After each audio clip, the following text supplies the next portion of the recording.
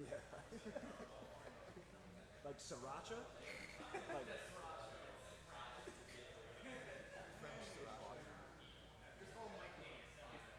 all right, that works. All right, guys, we're gonna get started.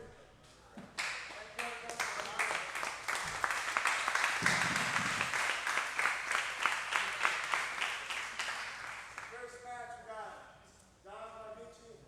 Take her down for it. Are we on? Are we on? Chris, let's let on. 6 minutes. All right. We're live at the SOGI tournament, submission only. I'm with Dan Barletta, assisting me in the commentary. First match, we got Dominic Carmich versus Mako Forge. Dom is a white belt from 10th Planet. He's 25 years old. Mako's 29. He's a blue belt from UFAI in Burlington, Vermont. Dom with an early takedown to mount. North-south. Nice. He's looking to set up a north-south choke. We got the big boys first. Oh, yeah. Got to start it with a bang. This is a secret location. It's pretty sick. This is a nice setup. Shout out to Chris Chigoli for setting this up. The 10th Planet guys from Long Island. Yeah, Dom is tough as nails. I train with him at 10th Planet, and it's never an easy roll with Dom. I like his aggressive, fast-paced. I like he went for the takedown right away. Mm-hmm. Good pressure up top. He's working past this half guard right now. Looks like he may be trying to work. Oh, as I was about to say, look, he was working for the head and arm. Mako defended well. So, I'm new to the commentary scene with submission-only jiu-jitsu, so bear with me while I get my bearings here, guys. Yeah, this is my first time ever doing any kind of sports commentary as well, so should be an interesting learning experience. It's just I'm talking. excited. Yeah, exactly. Don gets full mount. Nice. He's a little high. His hips are on Mako's chest right now. If I'm Don, I want to kind of sit my hips back a little bit further so I can get as much pressure as I can and control this position well. So hip on hip. Yeah. A little high right now. He's gonna he might get rolled here. Yeah. There it is. Good escape by Mako. Right into half guard. That's what I like to see. I tell some of the guys that I work with to turn their defense into offense. You know, he swept and passed right into side control right there. He didn't just sweep and, accept guard. Yeah. Stay moving. These are 6-minute matches with a 2-minute overtime. These are EBI rules, right? Correct. Every match today is EBI rules. EBI rules, oh, gotcha.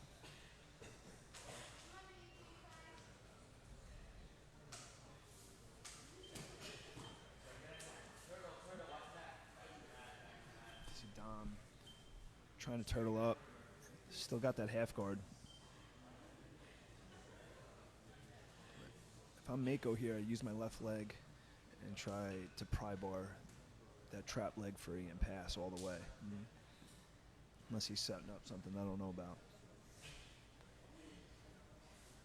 And I would be cross-facing hard. I'm a big fan of mean jiu-jitsu. Violent jiu-jitsu. I'm a cross-facer. Yeah. Gotta do what you gotta do. Definitely break people out. Ooh, athleticism from the big guys. Yep. Here we go. Dom looking to set up a far side Kimura maybe. He's got that leg over.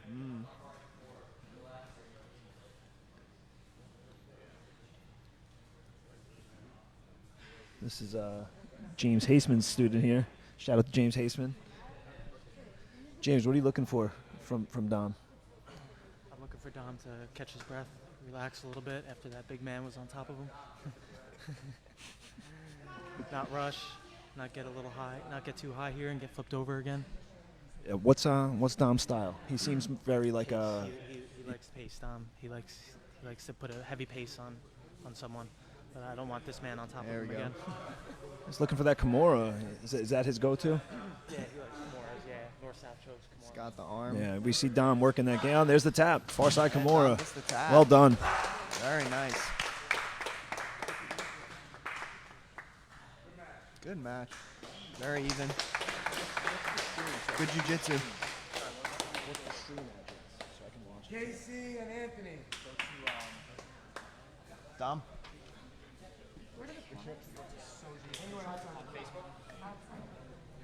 Congrats to Dom. John Hell of a performance. Gets the sub inside of the and Manning, you're on deck. time limit. Far side Kimura, 10th planet kicks it off. Good start to the match. Very exciting fight. All right, we got Casey Rapinski versus Anthony Dominoski.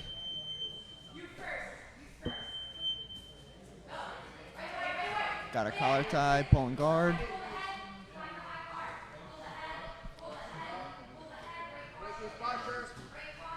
I don't know either.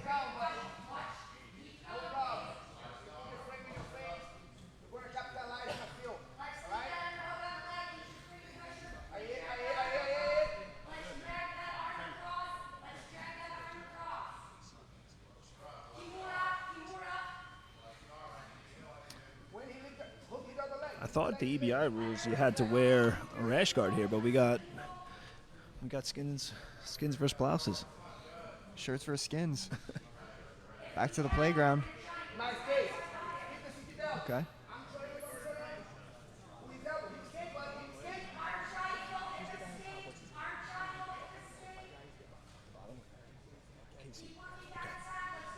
All right, we got KC on the bottom here, See them on. and Anthony on top. Anthony is the skins.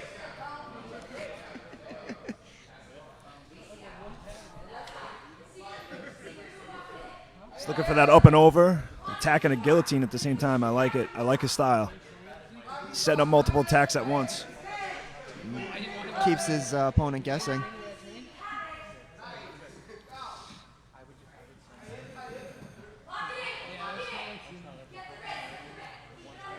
Anthony looking to stand up. Wants to pass from standing. But Casey's doing a good job controlling his posture here. He keeps looking for, he's trying to get that up and over sweep, maybe set up a Kimura. Oh, he's going for possibly a flower sweep here.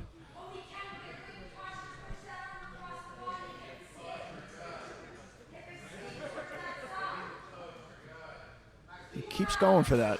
He's looking for one of it. This must be one of his bread and butter moves. There it is, There that you up go. and over sweep. That's what he was looking for. A lot of persistence there. He kept attacking it, and got what he wanted. Yep.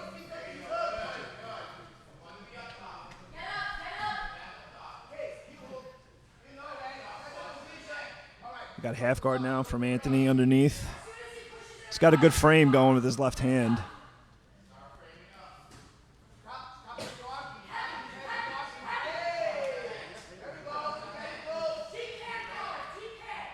His hips are a little high. And they're back to their feet. Back. I like that he got back to his feet. If things aren't working out for you there and you can't get that guard, get back to your feet. Yeah. KC Start pulls from guard. scratch. You see like the different styles here from Casey and Anthony. Casey's a guard player. He likes to work off his back. It looks like Anthony's a little bit more aggressive. He likes to be on top. Yeah, Anthony's got to get himself out of that guard because he's being flurried with attacks. Yeah, he's got a posture here. Easier said than done with a good guard player. And there it is, that up and over sweep again. Again. They say if it works once, it'll usually work twice. It looks like that's his bread and butter right there. And Yeah. if you got a couple techniques that work well, you go for them and make them as sharp as possible. Even if they know it's coming, you can't stop them. You look at like Hodger Gracie, man, the guy, everybody knew what he's going to do. He's going to take you down, mount you, next choke you, and nobody could stop it. Yeah. It's really, it seems like the timing of it is most important. Right. He get restarted after going out of bounds here, and he's looking for that same sweep. He keeps isolating Anthony's left arm. He's controlling that posture. I like what Anthony's doing. He's trying to get his posture back. He's trying to stand. He wants to pass from standing. Passing from standing is usually the way to go. You know, sometimes Does he want to get out and then pass around, or he wants to stand. I think he's trying to stand to break his guard postures. You know, he's trying to break those legs. It's kind of almost like he's so long that he's able to almost body triangle from the full guard. Wow. Ooh, there's the triangle. Looks like he's got that arm locked he's too. got the arm. Hard to tell from this angle, but doesn't look like he's got the angle for the leverage on that arm there. I think his arm is out. Yeah, he's out. And he's back to his feet. I'm back. A lot of action here. So now Anthony's where he wants. He's on his feet in open guard. Let's see what he can do with the pat, and he passes. Anthony. Very nice. Good guard retention from Casey. Oh, he's going for that leg, isolating that leg. He's got that inside Ashi position here in that 50-50.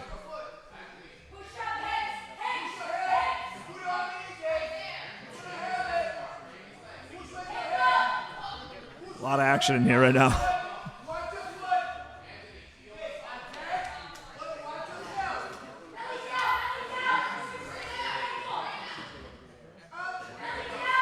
So Casey's definitely looking. He's looking. Can't tell if he's looking for a heel hook here or the knee bar.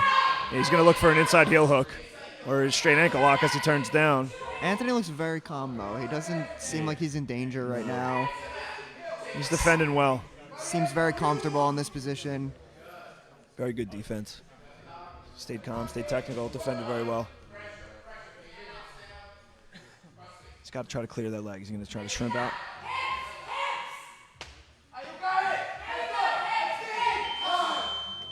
Oh, and that's the end of regulation. Wow. 6 minutes, went fast.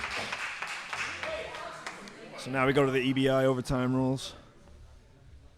So with this, they could start in the back or armbar? I believe they start either from the back or the spider web. Oh, the spider web, gotcha. We got a mop break. Got a mop, so it's a good time to plug our sponsors. First one is Tap Brand, a digital media and clothing company for grapplers. This is Pat Shagoli's brand. He'll actually be competing a little bit later. This dude is 15, I believe, and he's competing on a regular basis. He just started his own company, so it's really cool to see a young entrepreneur out there just grinding, doing what he loves, and trying to make some money from it. So shout out to Tap Brand. We're also sponsored by Think Tank Flotation. Think Tank Flotation is a floating and wellness center. Let's get back right to the action. We got Anthony starting from the back on Casey here in this overtime. It's a 2-minute overtime. Fastest submission or fastest escape will win. Good defense. Good escape. So now Casey will take Anthony's back. And if Anthony escapes quicker, then he wins. He'll be the winner.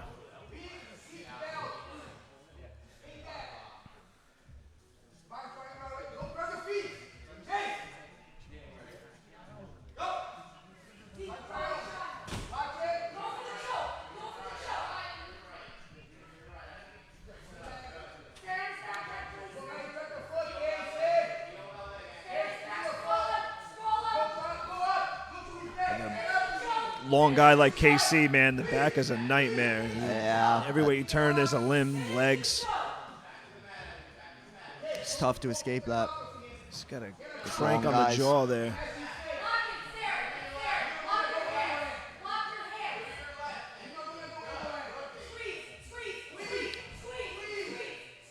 Doesn't look like he has the angle for the choke. He's got a little space inside the crook of his arm there. He's going to peel that arm off and look to turn into him.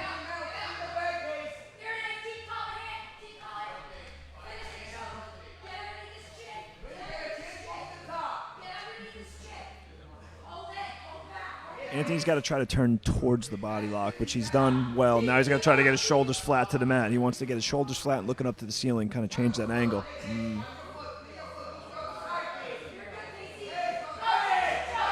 Oh, he's peeling that arm, but the choking arm is across the jaw. Yeah, not under the neck yet.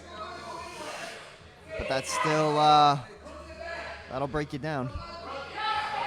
Doesn't quite have the angle for the choke, though. Now he's got the angle. Now Anthony's in trouble.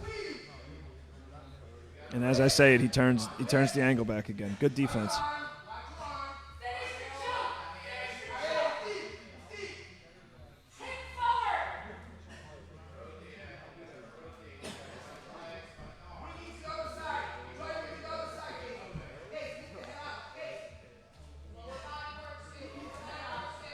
Casey with those long limbs, man, he's just really controlling Anthony's hips very, very well.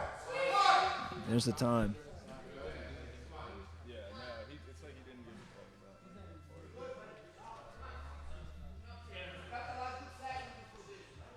Maybe they're not doing escape times. It might be submission. If you don't get the submission overtime, you don't win.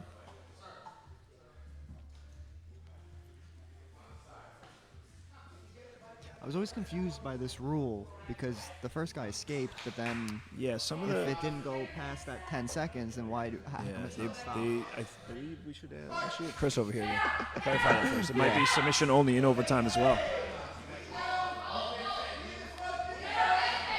Oh, it's almost out. Oh. Oh, I think he's got the choke.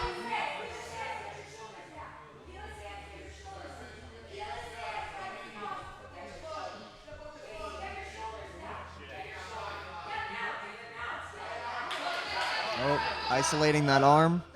That's the tap. Well done. Tap.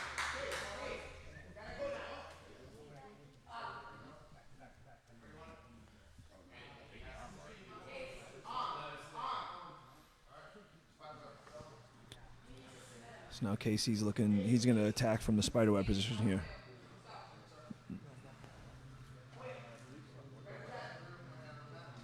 If he doesn't get the sub here, that's it. Anthony will be the winner.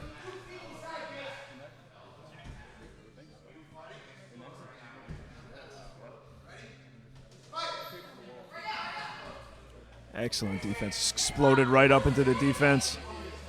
And he's out. So now again, That's it. That's it. Very nice match. Anthony Dominoski with the victory. Hard-fought match against Casey Rapinski. That was a hell of a pace. That was, yeah, they were back and forth. Overtime is not fastest escape, it's full only submission. No, that's escape. They have 2 minutes, 3 rounds.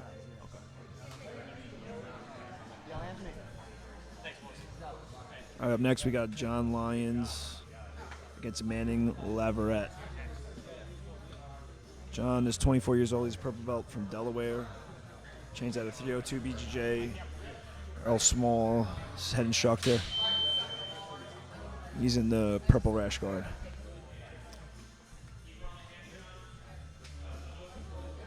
He sits right to guard.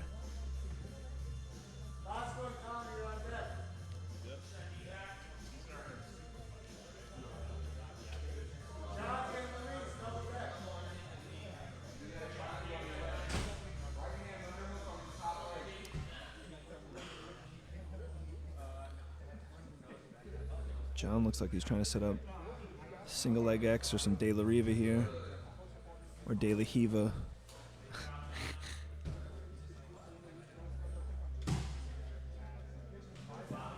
John inverts gets right to isolation. He's got the inside heel hook. That's Nice job by John. John used it. Looking to come on top now. Maybe pass or go right back. Yeah.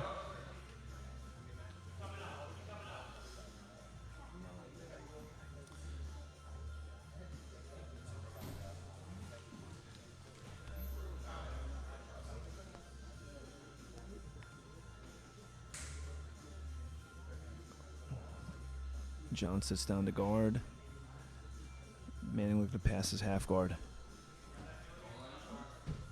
Good head pressure from Manning on top. Just driving his head into John's neck. Generated a lot of pressure with that. Butterfly. Oh, And just looking for to that. full guard.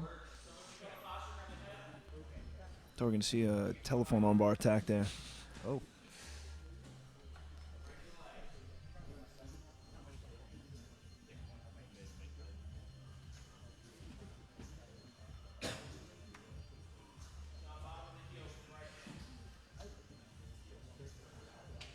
John's got a really good leg dexterity. Ooh.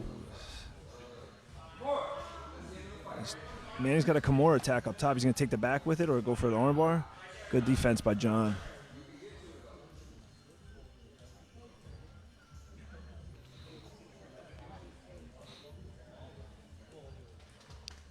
You know, all these matches have been very evenly matched. It's been a good back and forth. Yeah, good matchmaking.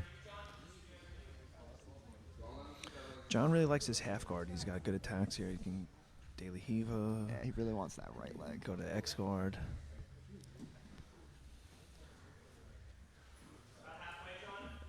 Ooh, good pass by Manning up top. Right into full mount. Trying to work for a high mount here. He's going to try and get his... He's going to S mount. Really good shoulder pressure up top. Oof, that leg dexterity. John turns it into leg isolation. You got to be careful with the mount. The mount is not as powerful as it used to be. You got a lot of guys that prefer you to take mount so they can move your hips and attack your legs from there. Wow. So John just do it. Yeah, it's cool just to see this emergence of leg locks in general. It's really changing the game of jiu-jitsu. Yeah, the mount is not as safe as it used to be. Yeah. You get those guys with that leg dexterity, and then you start getting high on them, they're going to bump you up and go right into the leg attacks. Nice pass by Manning. He's back to that mount. Let's see if John attacks the legs again from here. He's going high, looking for that S mount, and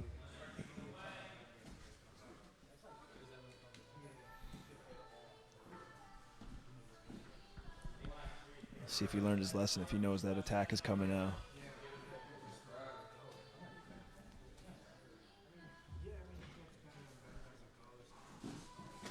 Again, Good he's escape.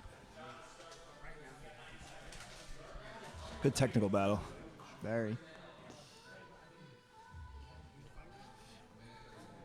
Minute and 30 left in regulation. If this was a points match, John would be down. He got mounted twice. But True. doesn't matter here. Nope. we're only looking for the submissions. I really like the way Manning's passing. A lot of good pressure, right back to the mount again. Every time he wants that mount. He passes very well out of the half guard there.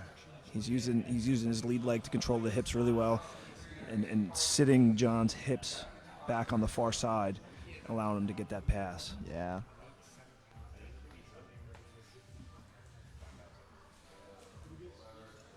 He's going to look to try to set up a mounted triangle, I think.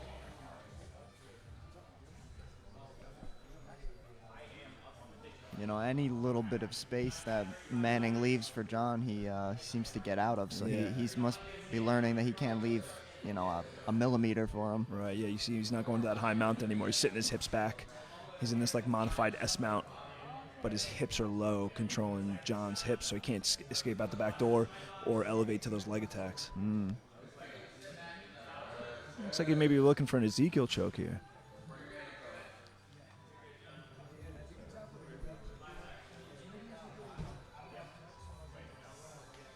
Grapevining, stretching him out on top. And that's time. It's the end of regulation.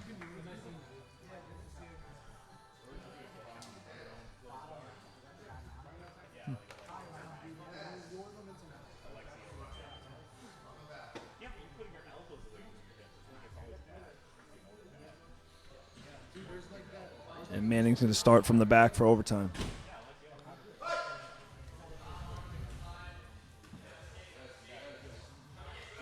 He's got a good body triangle. Really good control from Manning. It's not letting John turn back into him. Oh, John and got as it. I say it, he does.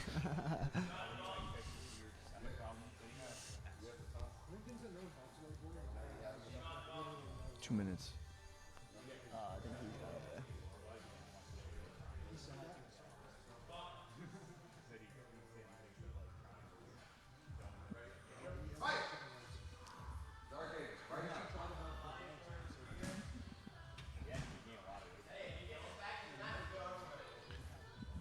John has got an angle here. Maybe he'd be looking to take Mount from here instead.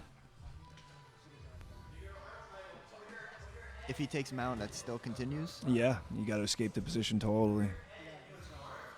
Might be looking for a head and arm triangle here. Yeah, That's tight. he's going to try and come on top and isolate that left arm, looking for a head and arm triangle here.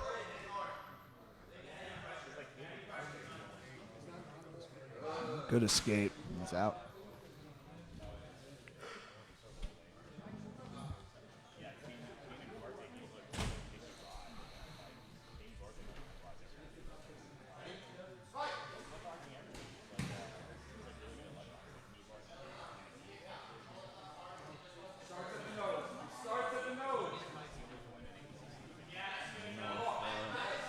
That's what they're saying.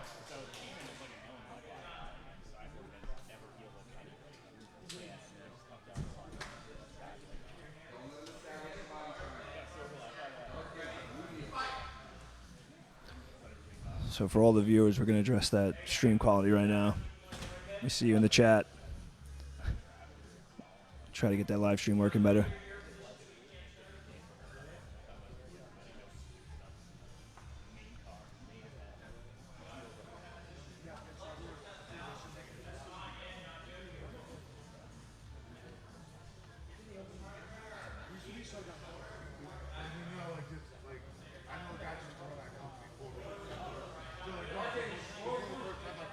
John with that leg dexterity, he's able to step those legs over and get that the body triangle from a funky position. Like he's got off on a weird angle, but he's going to look to try to come back up top again for that mount. Oh. He's got the short choke. Good hand fighting by Manning.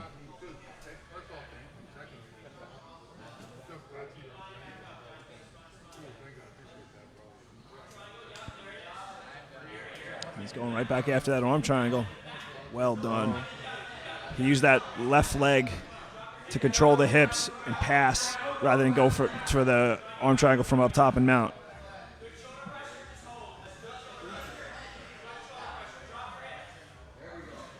Good escape. That was grit right there. A lot of grit from Manning.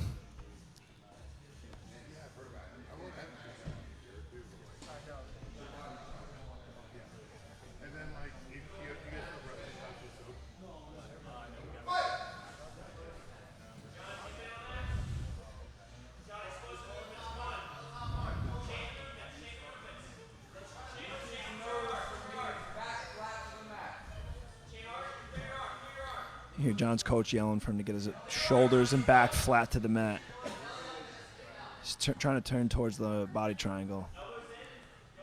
And now he's turning the opposite way.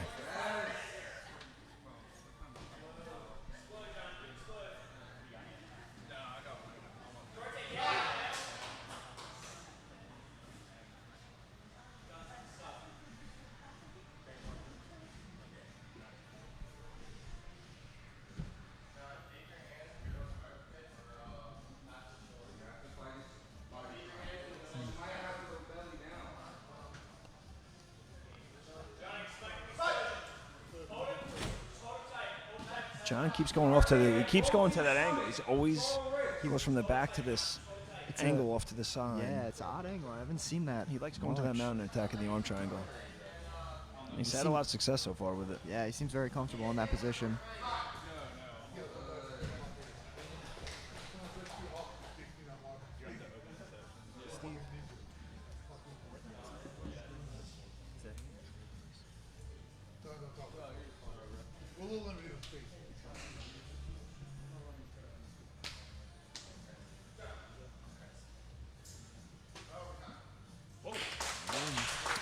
John John takes is the winner in overtime with the fastest escapes.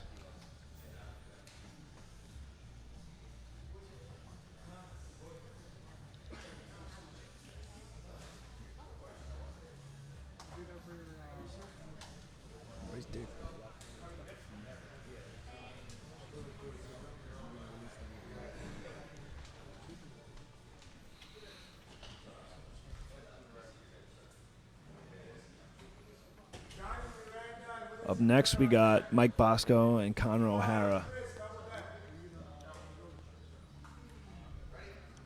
I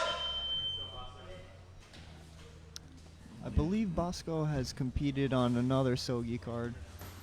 He's the one in the rubber bones and the white Yep. rash guard. Attacks a single leg right away. He's staying on that. Wants that leg. Ooh. Very nice.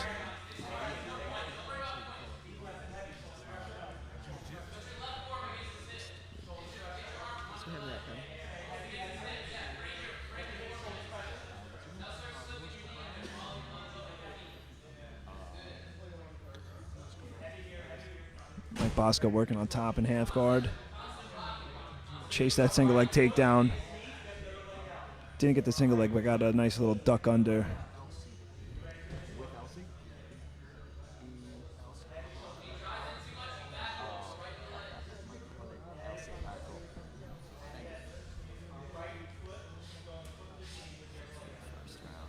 You can hear Coach James Hazeman giving instruction to Bosco on top.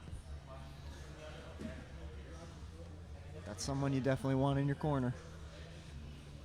Big fan of James. Me and James trained together for a long time. James is the man. Nice, yeah. James is one of my instructors at 10th Planet, and any knowledge I can gain from him, I'm very grateful for. So.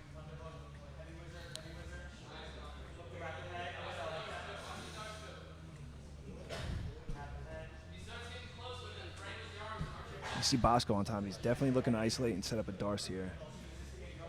There it is. Got the wizard. Passes with it.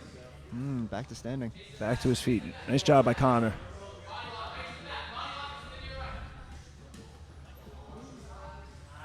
Getting some airtime.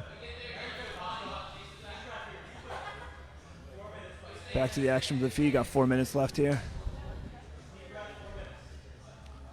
I could see why you like headphones, so you could hear what the other person's saying.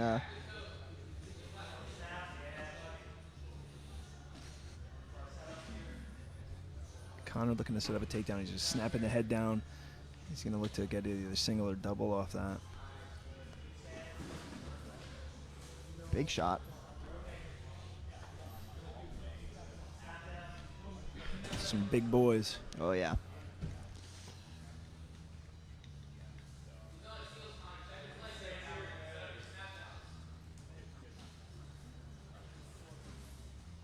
Two on one from Bosco. Arm drag, maybe. Ooh, slide by duck under. Good sprawl.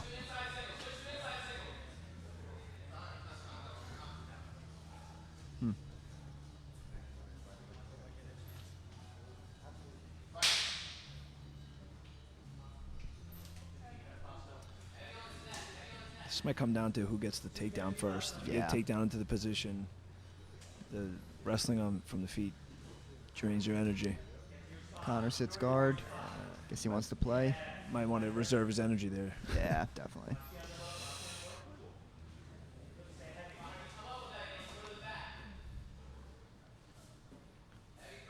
Attacking that single now.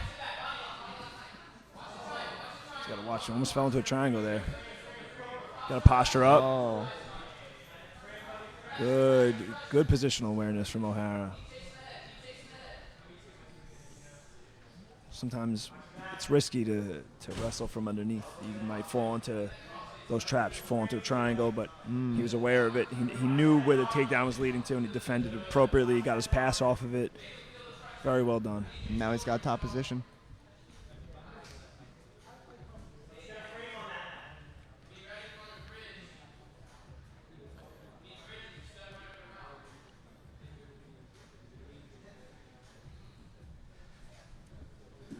O'Hara's got to work that frame. There he is, framing up high. He wants to get that elbow up a little higher, make some space.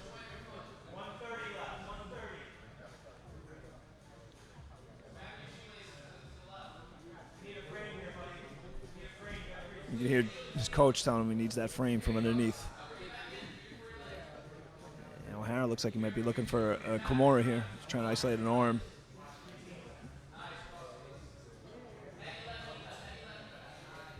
Get the pry bar attempt here. O'Hara looking to pass this guard with that pry bar. Nice.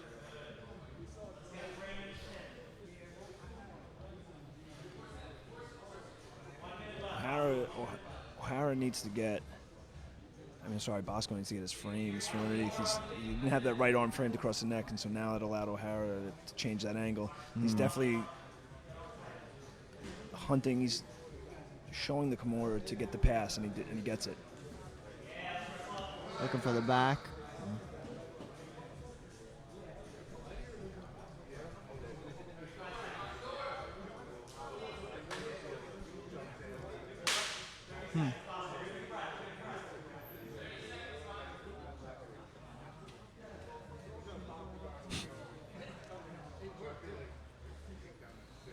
You can see the wrestling is definitely taking its toll. Yeah, they look pretty exhausted, but still going at it. Moving at a great pace, but you could see that the ferocity of the shots is not there as it was in the beginning. Wrestling will drain you. Oh, yeah. It's the end of regulation. Into overtime.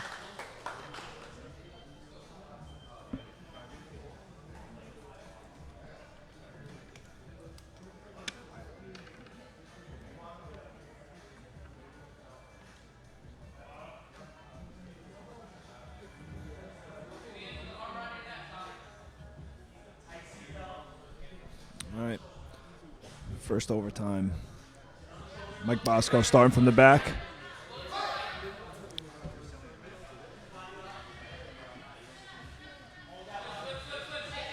Oh, got the backpack. Bosco's got the backpack. He's high. He's got to get that. He's got to get those legs in. He's going for the leg. The leg attack. Very nice transition into a knee bar attack here.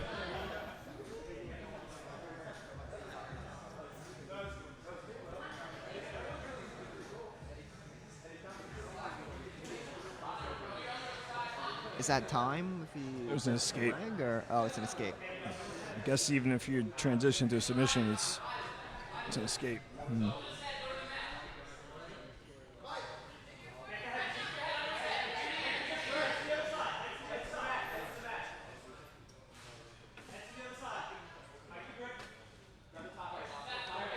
Looks like that choke is under the neck. Yeah. Can't tell from this angle. It's hard. Almost. It looks like it's at his chin. He's got space. His neck is safe in the crook. Changing that, the angle of the choke. If that forearm isn't really across the neck, it's hard to finish. Good He's escape. out.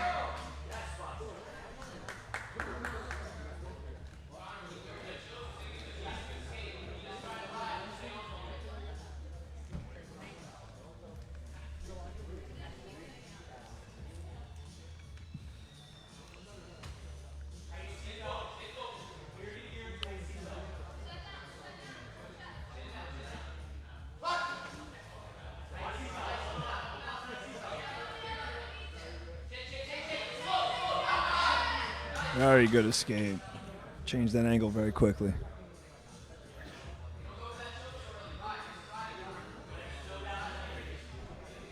My strategy is I want to control before I attack the choke. Because if Would you be if going you for attack like the choke, if you attack the choke right away, you might be giving up a little bit of positional control, and you don't want to give up that escape. Position before submission. Yeah. Especially in this scenario, everybody knows what's coming. You know it's the You already have the back. the back, and they're looking for the neck of the arm. Yeah. But at least if you have the position, you can hold it. you Oh, and he time. gets the choke. I got the tap. Well done. Great match. Very great match. Conor O'Hara with the submission victory in overtime. Great match by both of them. Yeah.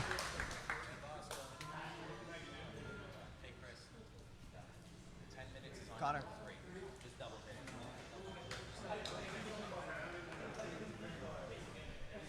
Yo, Connor. Connor. All right, that's the end of the opening matches. Yep. We're moving on to the absolutes in the tournament brackets now. Yep.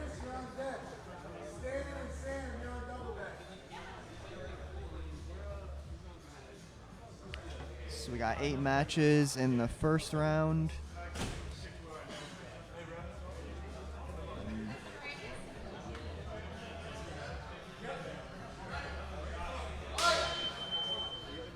All right, Johnny Miranda versus Luis Cabrera. First match in the absolute brackets. We got Johnny in the black, Luis in the brown. So the absolutes, if you don't know, which I'm sure everybody watching does know, is there's no weight classes. This is the $2,000 prize winner, right? For the Yes. absolute. We got Luis is on top, correct? Luis is in the brown. Yep. Luis on top, working on a half guard.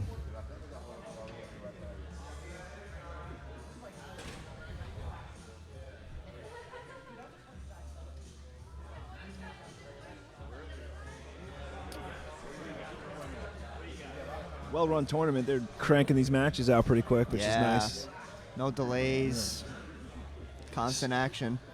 Like sitting all day at a IBGF or Naga, it takes forever. Man, you could be sitting there for a good 8 hours. Yeah, it kind of discouraged me a little bit sometimes from wanting to compete. Yeah. That's why I like MMA. I know what match I am. True. I know exactly when I'm up. I know the night's only going to be X amount of hours for me, depending on where I am in the card. Yeah. Yeah, you can probably gauge it a lot easier.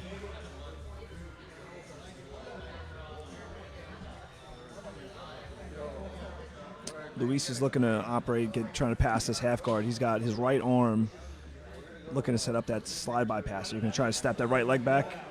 Well done. Gets to side control. That back step out of the half guard. Right into side control. You see he's got his right arm all the way around Miranda's hips. Really good control, super tight. You're keeping your arms controlling the hips in line with your own hips. Really, really, really good control. Shout out to Derek Manager from Soka Jiu-Jitsu who showed me that years ago, and it's really, really tough to deal with. It's really, really good control from that half side control. So you're actually wrapping the arm around the hips? Yeah, all the way around. Like Wow. your hand is in the small of the back. You keep it in line with your own hips. Very, very tight control. Ooh, Miranda's inverting here. Maybe an inverted triangle. No, well defended.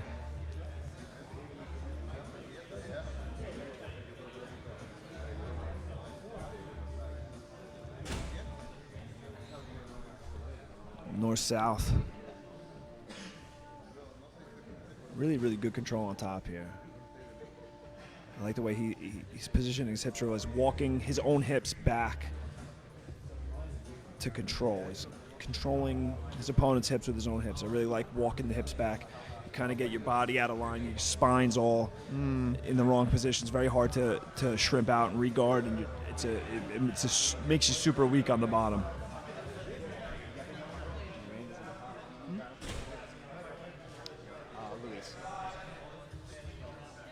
I apologize, guys. I don't know everybody's name yet here. Trevor, I see you in the comments. It's not Steve. It's his twin brother, Dave, doing the commentary. Shout out to Freedom Jiu-Jitsu.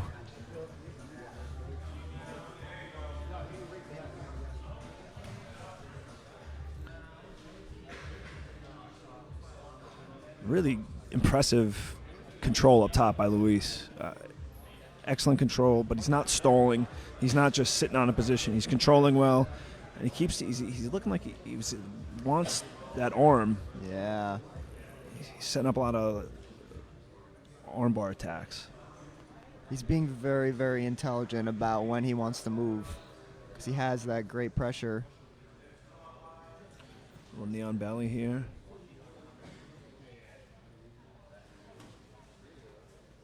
head position is excellent too from this position. He's got his head in real tight. There's no space. He's controlling the head with his far side arm. He's really keeping Miranda on his side well. He's controlling that angle really, really well. Oh, stepping over for a leg lock. Back to the feet.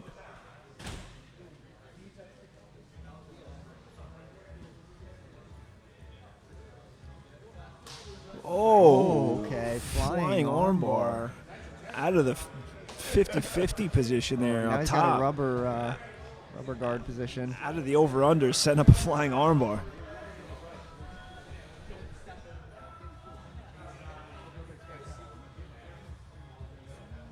So again, you can see Luis on top. He's got his right arm all the way around, controlling the hip again. Just really controlling Johnny's ability to turn his hips and get that angle. And now he's forced half guard from it. Excellent hip control. Looking windshield wiper pass here. That guard is wide open. He hasn't locked down the half guard. Yeah, he wants to bring that right leg through, right? Yeah. There it is. There we Beautiful pass. You see how he's getting Miranda up on his hip, his right hip, the hip that's furthest from him. He's really forcing most pressure to that side.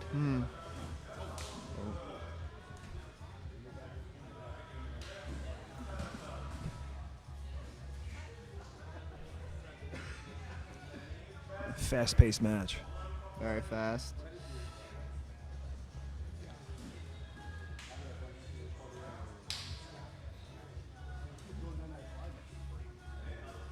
Back to the half guard. Miranda's got the shin over the arm there.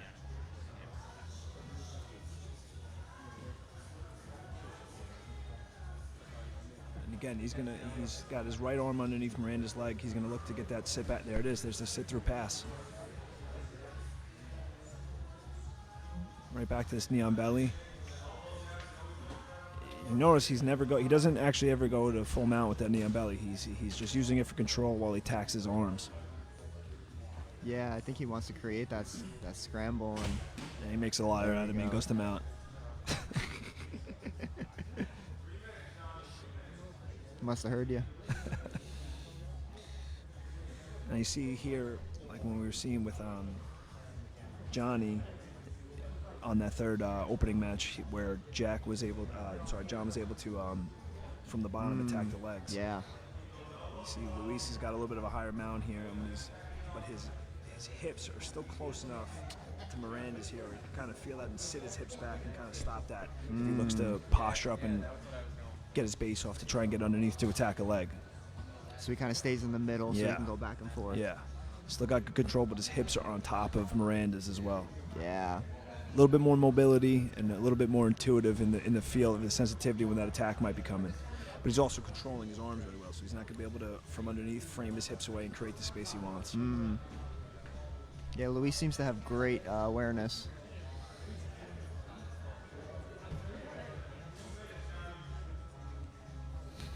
I love you too, Steve. Seeing some of the comments here. Some of these guys sending some love. It's awesome. Yeah, we got a lot of people tuned in. It's an awesome event. Shout out to Chris Shigoli for putting this all together. Yeah, it's a great event. You got guys coming from all over the place. You got competitors from Delaware, Vermont. It's not just the local guys here from New York. Yeah. But shout out to Chris and all the guys from 10th Planet for putting this together. It's a beautiful location. It's a secret location, but this is dope. I appreciate the invite too. Yeah, especially during this age of COVID right now, to have this being put together, it's really amazing to see.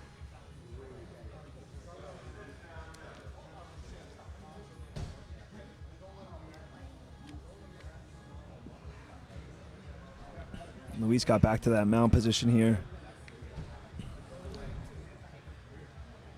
You could see Miranda knows, S-mount. He knows he's keeping his elbows in real tight on the bottom. He knows that Luis is looking to attack those arms.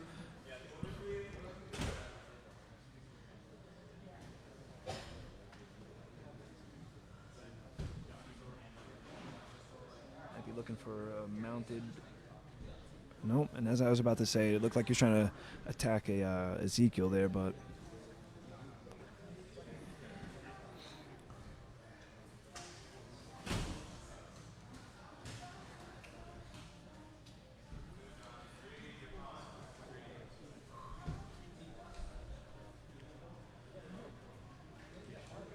very impressive control from Luis up top. Controlling well, but still passing well, pressing the action.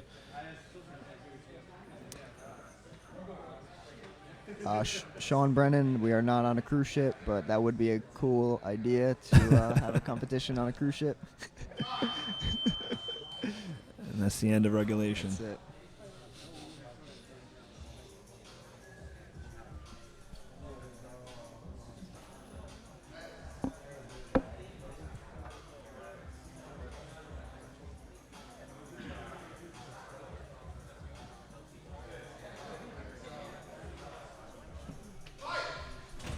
All right, Johnny starts from the back mount.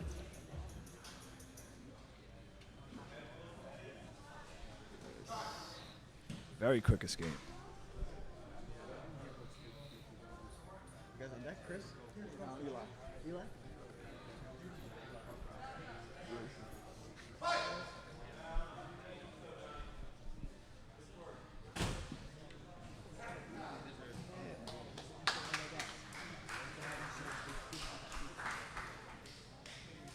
And Luis gets the submission victory. That's it.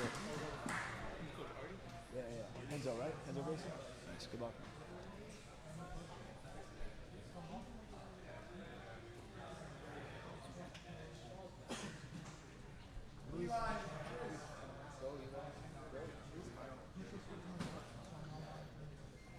All right, we got Eli Evangelista versus Chris Schlesinger.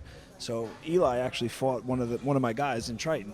I coached against him. He's very good. Nice. Solid wrestler, good control. He's going against a local black belt here in Chris Schlesinger, black belt from SOCA BJJ. Chris has been a vet forever. I met Chris back in the day. Chris was one of the very first high-level guys I ever trained with back in the day when I first started. Chris has been around. He's a vet. Wow.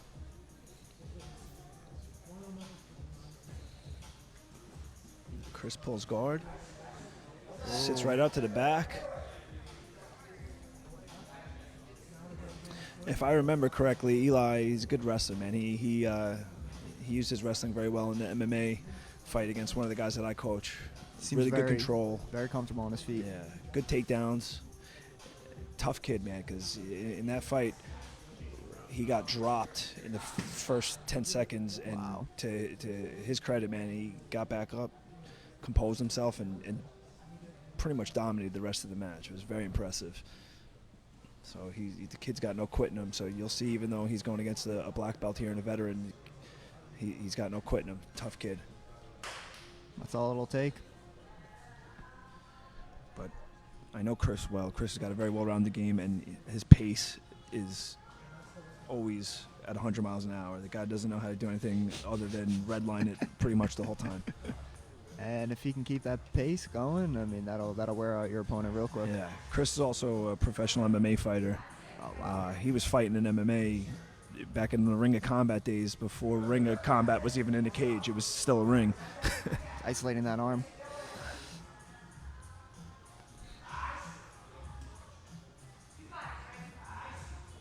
Working that telephone armbar. Ooh. Wow. Wow, Good he's- defense by Eli. Yeah. That was tight. That was a That was- tight telephone armbar there.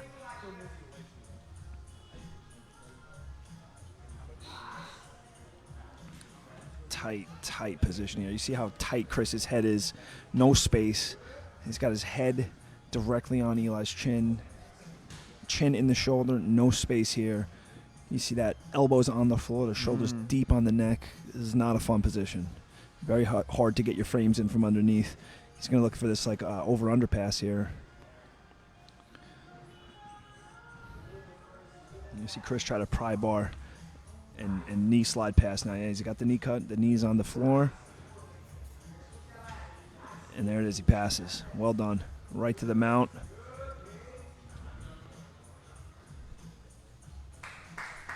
Beautiful pass for Chris Schlesinger.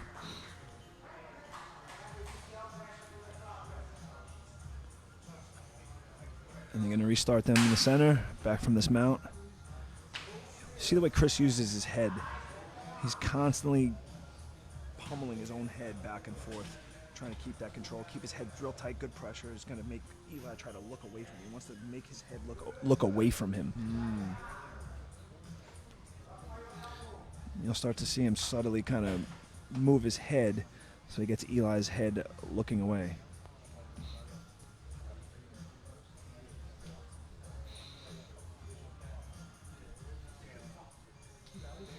Good composure from Eli, though. This is not a fun position. A lot of pressure, but he's working. He's not panicking. Yeah, he seems to be staying very, very composed and waiting. Yeah, he's a tough kid. Schlesinger isolating arm. He might try to step over for mount the triangle here. He's working for that S mount now. There it is. He's using his head, getting his head tight. He's got control of that right arm. You know, the head is probably something that's often overlooked with jiu-jitsu, fighters not using that head to your advantage. It's a third limb. Yeah. And it's rock hard. Yeah. The skull is. See Chris walking up. He's doing what they call like the little spider walk there with his fingers, trying to walk up and isolate that arm. Remember, looking for an arm triangle.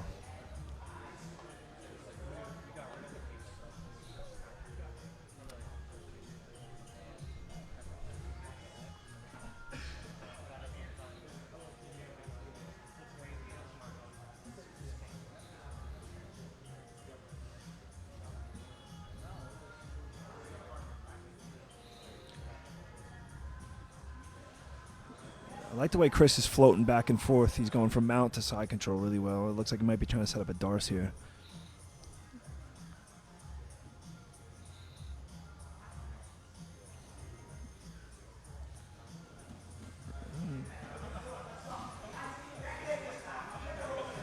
Good transition. Right to the back.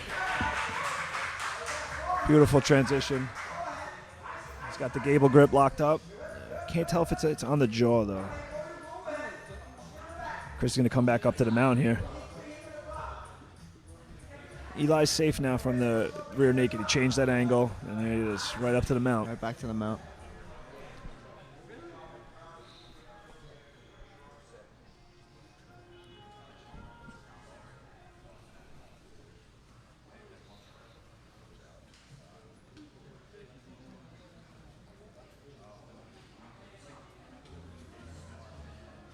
This is the second match of the Absolute Tournament. Chris Schlesinger and Eli Evangelista.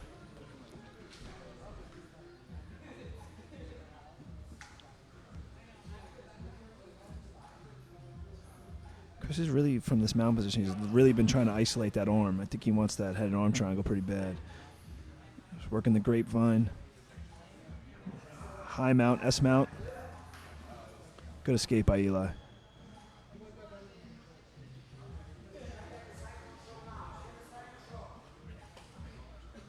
Oh, and I didn't realize it until just now. I just saw Chris's coach, Soka, is in the house, a legend.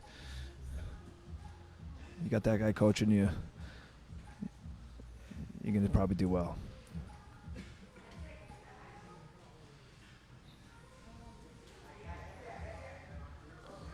And there it is. There's the head and arm he's been hunting. Yep.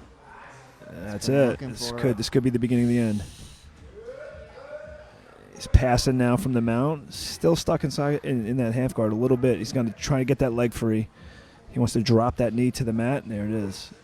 Pry bar, there it is. Doesn't have the choking hand to the mat yet. Doesn't really have the angle for his right arm there. Kind of want that elbow on the mat. His right elbow? Yeah, his right elbow across the neck. You want to get that flat to the mat. Eli's got grit, man. Yeah. He's gritting He's that not out. going down easy.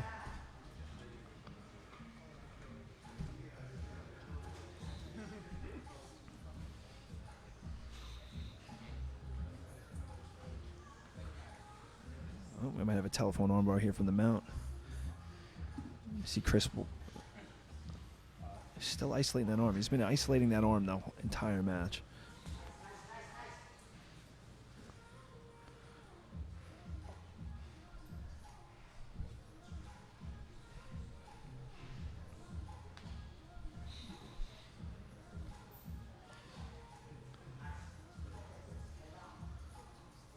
Really heavy pressure from Chris in this half guard.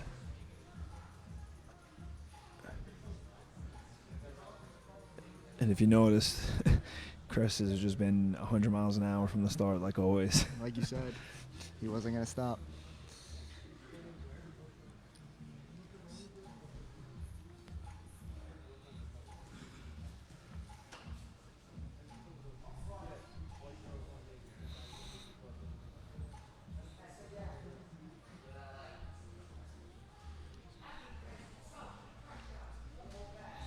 You know, I think Eli is a blue belt out of Renzo Gracie. He's, you know, big step up in competition here against a black belt here. Chris has been a black belt for several years. He's been competing for a long time. Wow. But he's giving a good account of himself here.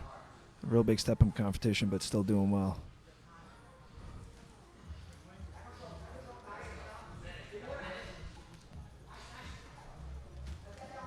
Got north-south now for Chris.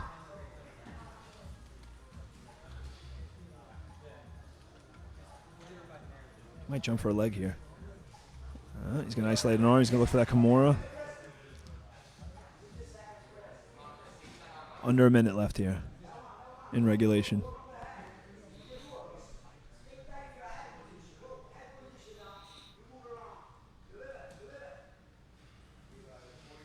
Yeah, there's the north-south choke. This looks pretty tight. Hard to see from this angle, but you see Chris sitting his hips down heavy, sprawling out all the way.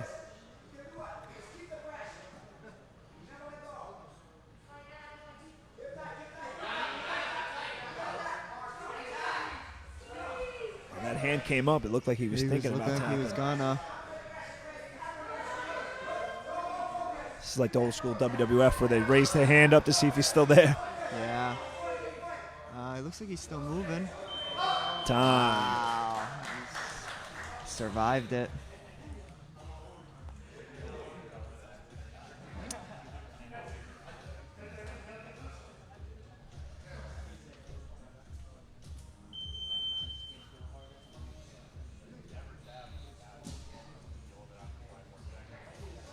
And Eli will start on Chris's back in overtime.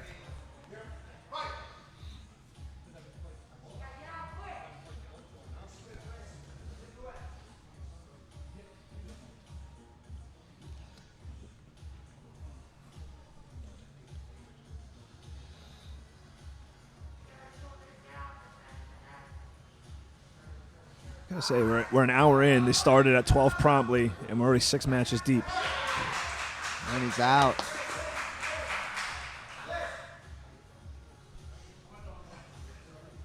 Chris is going to go for the armbar, not the back.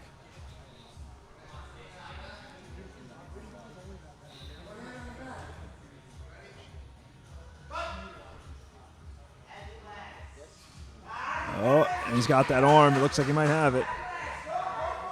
That's tight. And he gets the tap. Wow. Beautiful performance by Chris Schlesinger. Again, though, you got to give props, man. You know, Eli gave a good account of himself for a step up in competition. Good match. Tough as nails. I mean, to go against whoever you're matched up against and be matched up against someone like Chris is not an easy task. So props to both guys. Chris.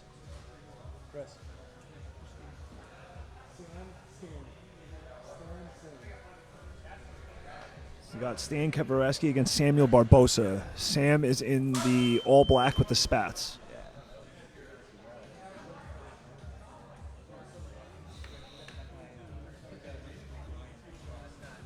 Ooh, that was slick. That was. Right into north-south. He's already attacking that north-south choke. See the way he's controlling Sam's arm with his right hand right on the elbow, so he can't get that elbow to the mat and change the angle of the choke. Very slick. You see that hand is staying on the elbow, so he can't turn. Sammy wants to try to turn to his right. He wants to turn that right elbow down, and Stan won't let him. Very, very good. Defending the defense. It's got like you call that like a C-clamp.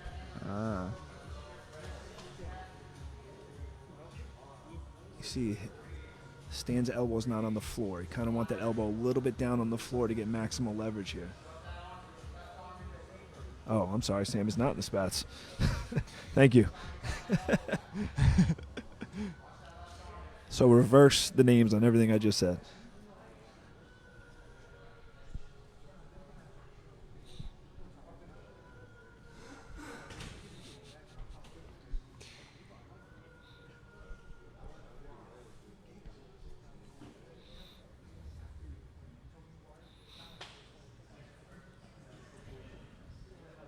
He's still attacking this. He's sprawled all the way out, hips all the way down.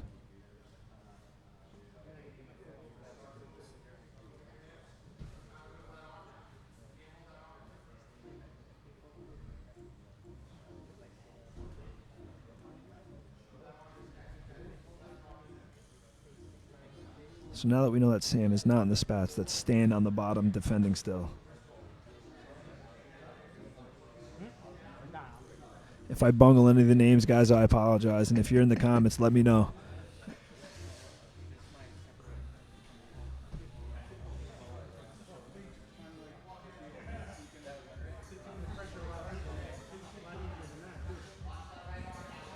Now he's going to look to isolate that arm. I thought he was going to try to isolate for an arm bar, but defended well.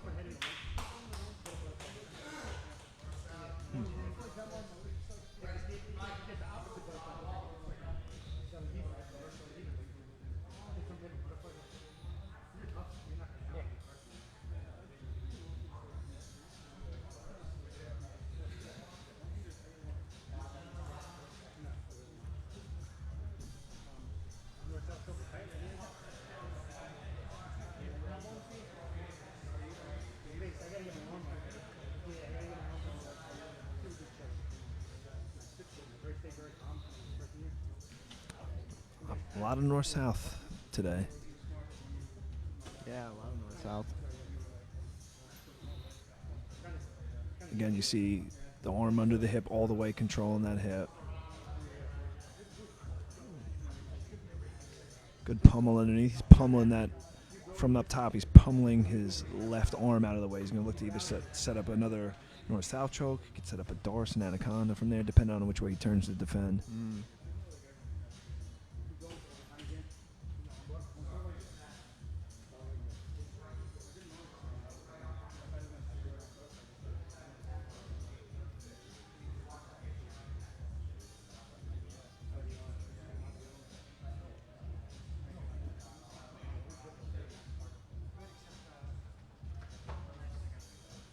Really good weight distribution here. He's having a hard time moving him from the bottom here. His hips are far away, and then when he's able to pummel his hands underneath the hips, it's really hard to generate any force from that position. He's got to start trying to bring his hips to him. Maybe try to get inverted here or turn in and get his knees inside to regain a guard.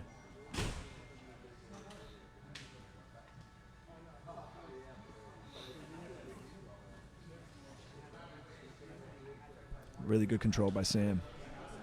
Man, that hip control is so important. He's gable gripped underneath. His elbows are in tight. Really good hip control.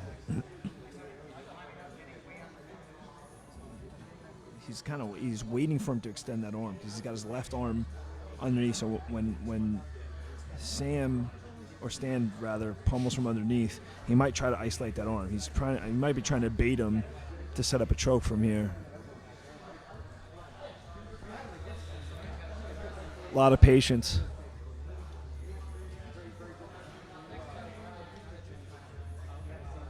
Yes, he's isolating that arm now. He's walking it out slowly.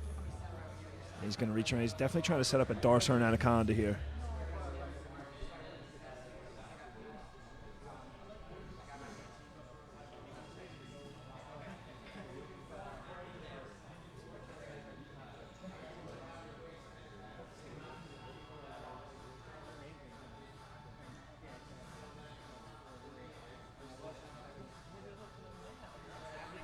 Underneath and I'm stuck in a position like this, I like a lot of small movements, the same small movement over and over and over again. I start trying to buck and pummel, short, fast movements to try to create as much little space as I can. I'm not a big fan of one big explosive movement. Saps your energy, and it's easy to shut down one movement.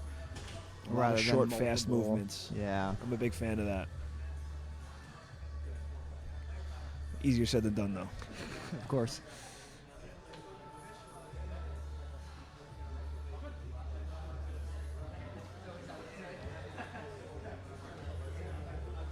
Both guys not using a ton of energy. Still,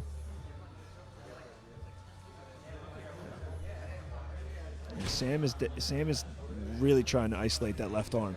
You see him slowly walking in. He's trying to get that. You see him turn his hand flat to the mat. He wants to come around the head there. Yeah. yeah.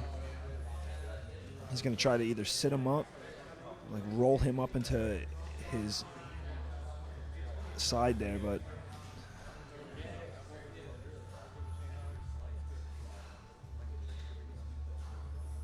there he goes again. Still trying to isolate it.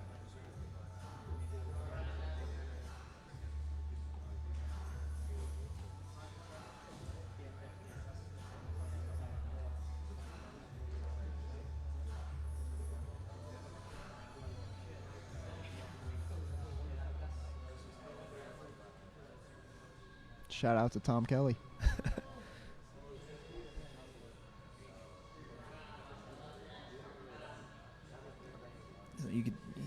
Sam's got a game plan. He's not deviating from the game plan here. Yeah. He wants that arm. He's waiting for his time.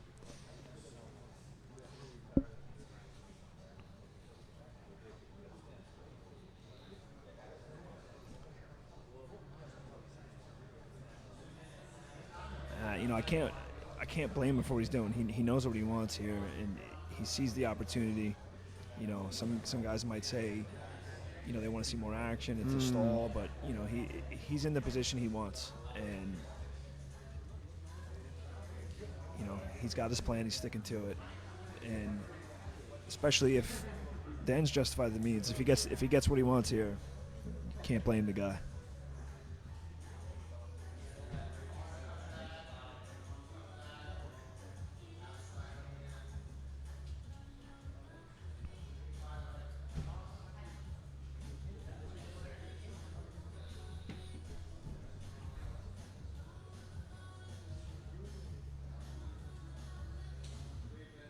Right back to trying to isolate that arm. He's going to try to, with his right hand on the hip, he's going to try to turn his hips once he isolates that arm, he's going to try to roll him onto his hip towards his own body.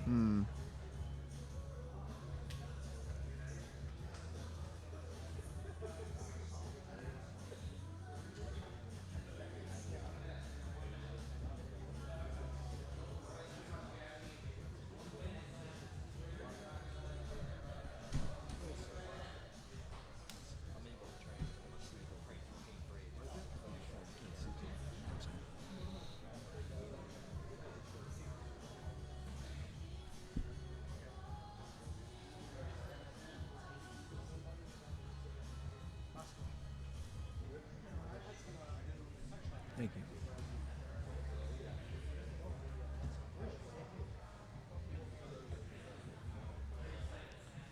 "30 seconds left. See if he opens up and starts attacking from any other position here. You got nothing left to lose here. Yeah. Short time. You get caught in a bad position, it's not going to work against you. And there's no points anyway, so. It's tough to deceive your opponent if you are going for that same thing the whole time, but he does seem very confident in what he wants. Yeah.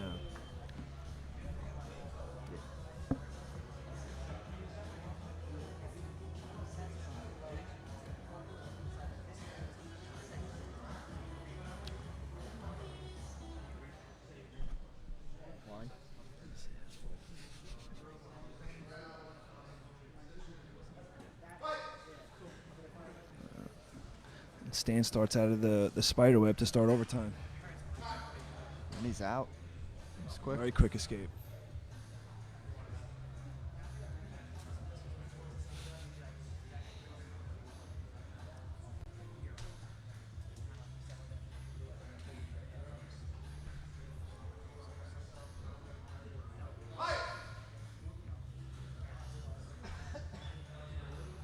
Wow, able to flatten him out very quickly.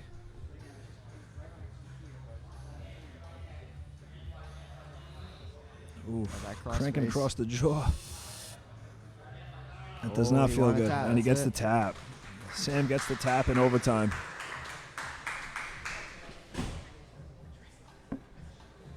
Good match.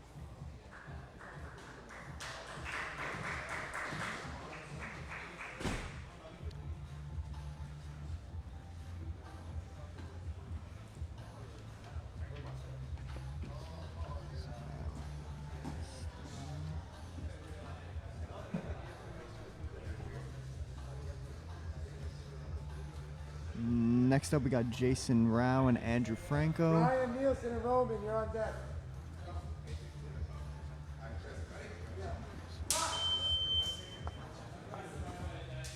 Yo, Chris.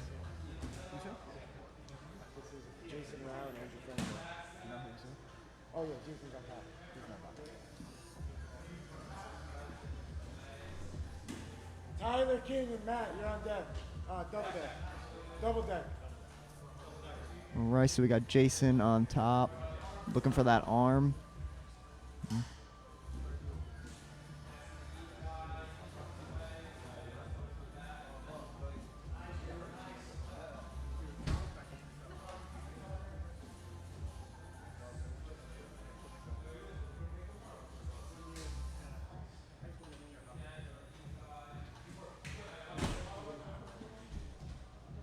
Jason looking to isolate that leg. All right, we got Jason Rael and Andrew Franco. Jason Rael, if you don't know him, you might have not been paying attention to the jiu-jitsu scene lately. Guys competes all over the place. Wins. Ooh. And he does that pretty much everywhere he goes. Part of the Matt Serra, Hendra Gracie, John Danaher connection. That's a dangerous squad. Yeah, he's an animal. I competed against Jason years ago when we were both purple belts, and he beat me in the finals of the East Coast Grappling Championships. He's tough, man. He's good, and he's only gotten better. We got Brian Nielsen against Roman Palucci up next.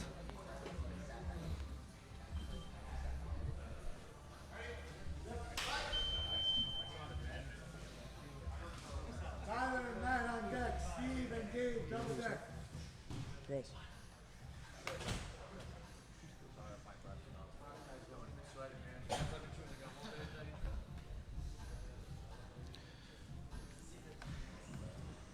All right, we got Roman on the bottom and Brian on top here.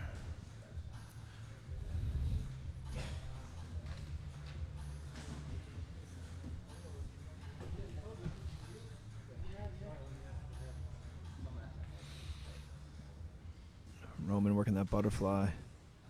Ooh, the acrobat pass.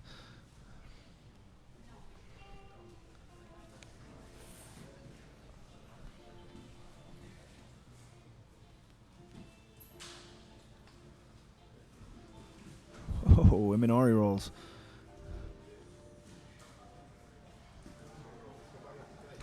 Good frame from Roman.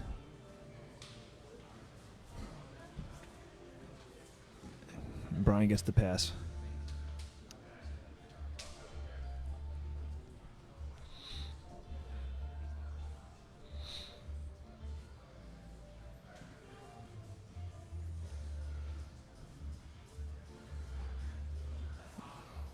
Neon belly slid right to mount.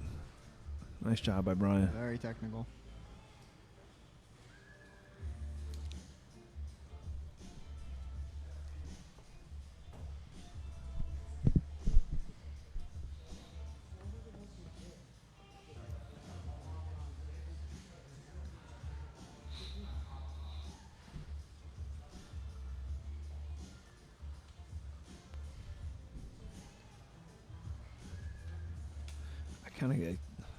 I'm in love with this facility.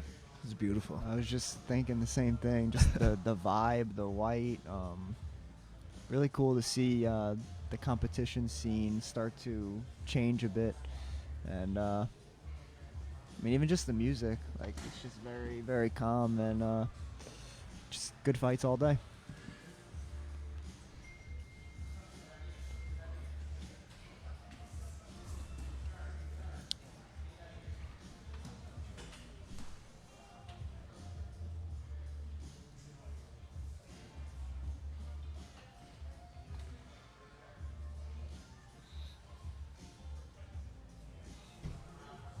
Now Brian attacking the neck right now. As I said, he switches up right back to that knee slide to full mount.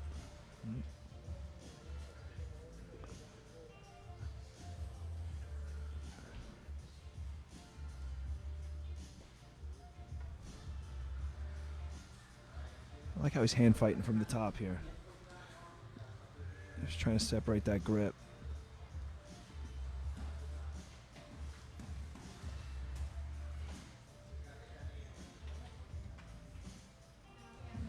Just trying to set up a north-south choke.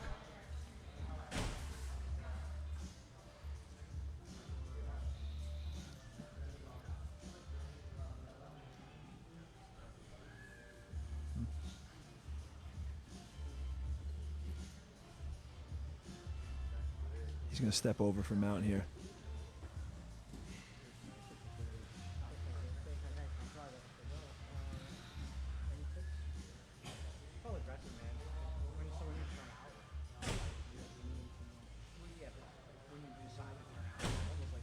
Roman's got this modified Z-guard, but his hips are getting smashed here. See if he can frame and get back to butterfly, and he does it. Yeah. He's got to sit up from that butterfly, though. You want to have your shoulders on the mat in that butterfly position. Yeah, very easy to squash that back down. Brian's going to sit back for a heel hook. Defended well. Now we're back on our feet.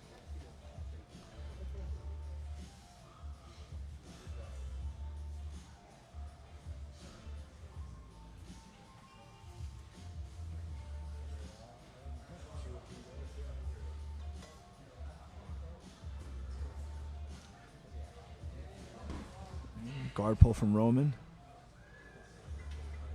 To half guard. Tried to pull butterfly, but didn't get his legs hooked. Good frame, though. I like the frame here. You should frame and pummel, look for underhooks. Push the head away. Might get a triangle. Really good control by Brian up top.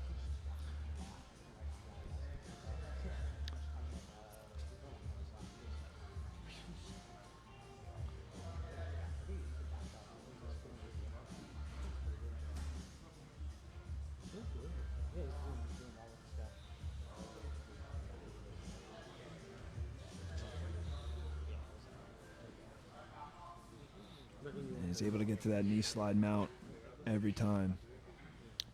Roman's got to get his knees up. When you're in side control, you want to bring a knee up so you don't get mounted.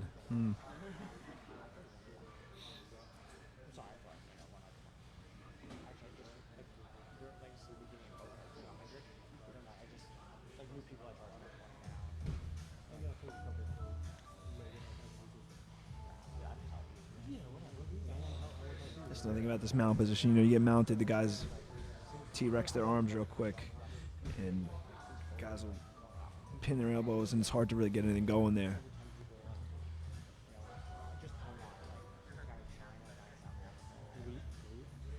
Yeah,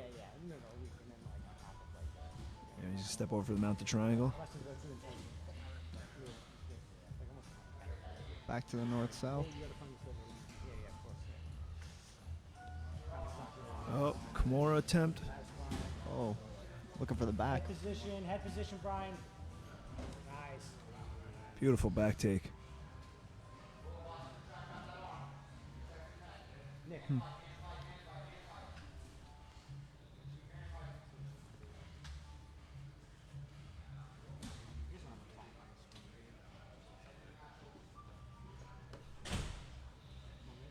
To work, Brian.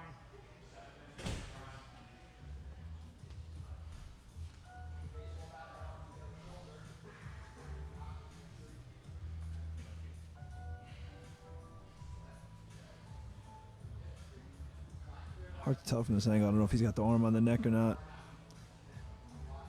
He's isolating that far side arm with his leg. He's going to look to trap that arm.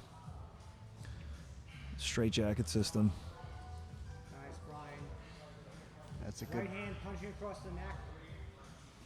Yeah, that's it. That's it. That's it. Fight. Hand fight. Push with your left Oh, hand. this could be the beginning of the end here. He's got the arm trapped. Yeah, that arm's Oh, tight. and he's got it locked. This could be it. Rotation. It's not quite under the chin. Doesn't need to be. Yeah, enough. Well done. Very, very good. Beautiful back take. Good hand fighting. Brian Nielsen moving on. Gets the sub inside of regular time. Matt and Tyler. We got Matt Secor against Dave. Tyler King. On deck. Steve and Brian, double deck. That is a large man. Oh yeah. This is Battle of the Bald. Matt Secor was on the Ultimate Fighter years ago.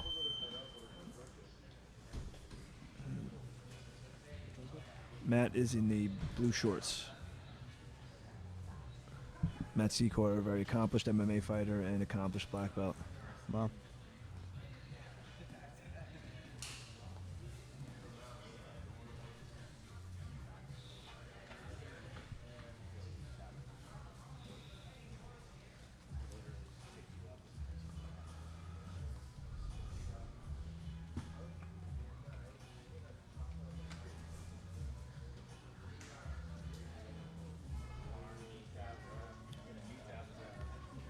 Both trying to bait each other.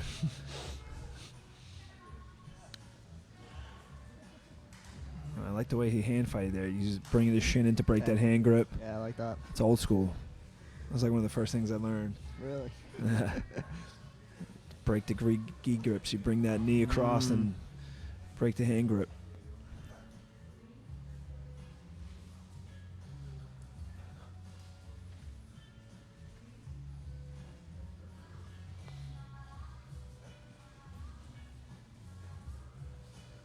Looks like they both want to bait the other to shoot on them. Neither one of them wants to shoot and maybe end up underneath.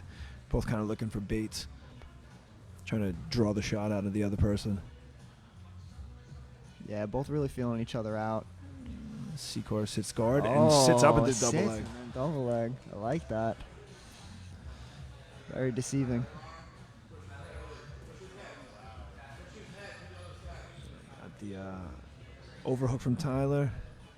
Right back to it. Let's see what he does with this overhook. He might try to use this overhook and pummel his legs to butterfly guard.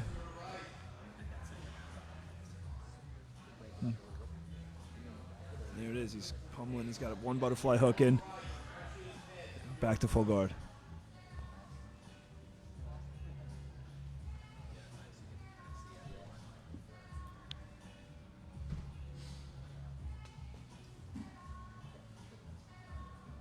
A lot of people here in the comments cheering on their Professor Matt Secor. He's got a lot of love in here.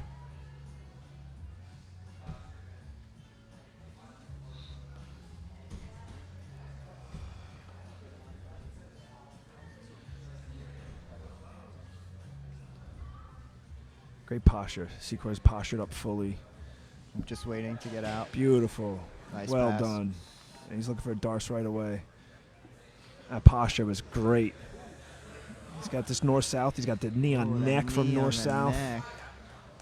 Isolating that arm. He's going to look for that far side Kimura.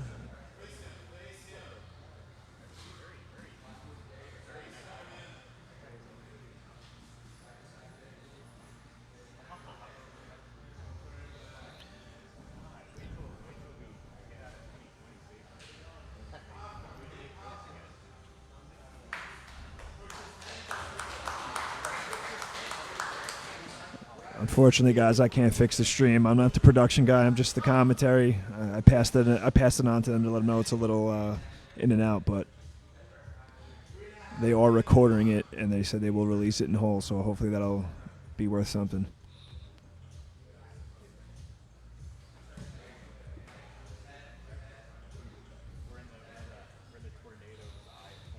Got this quarter mount now.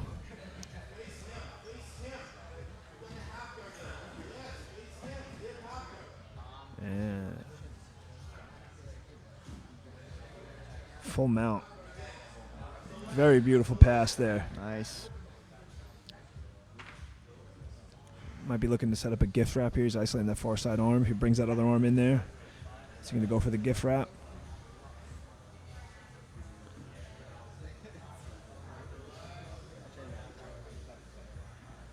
Man, Secor just looks so heavy on top. His hips are always in perfect position. Another beautiful pass. Oh, slick to the back. Wow. That was beautiful. Very slick. That's high-level black belt jiu-jitsu right there. Oh, yeah. He knew what he wanted. Little Andre Galvao-esque jump to the back.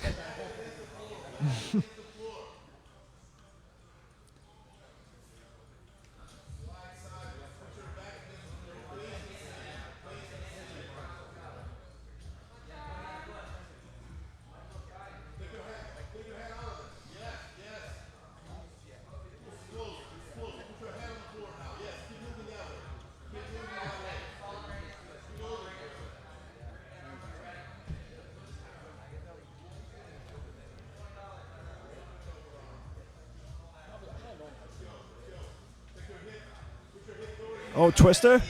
Oh. Looks like he was trying to set up a twister right Yeah. there. I think he's still...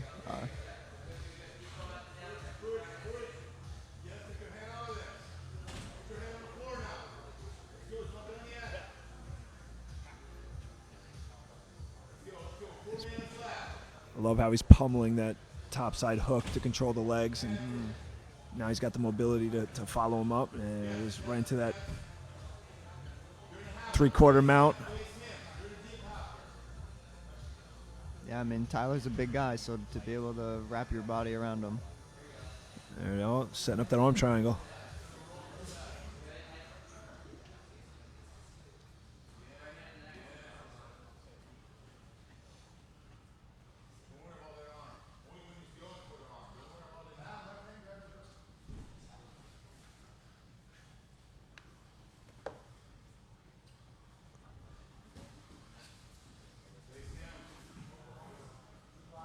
Really good positional awareness. Stood up, got out of danger.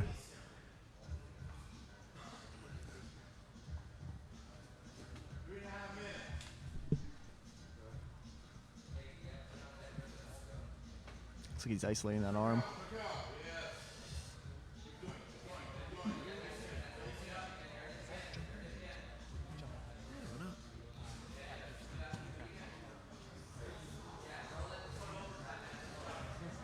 Oh, wow. Beautiful north-south choke.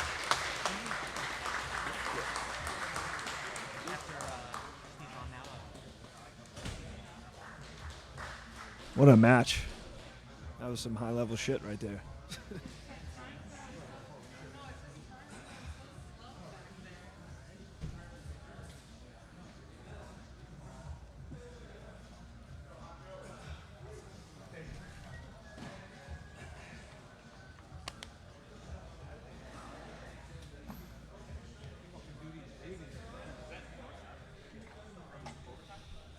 So we got Steve Caston, Dave Cabrera. Steve Caston from 10th Planet Jiu-Jitsu.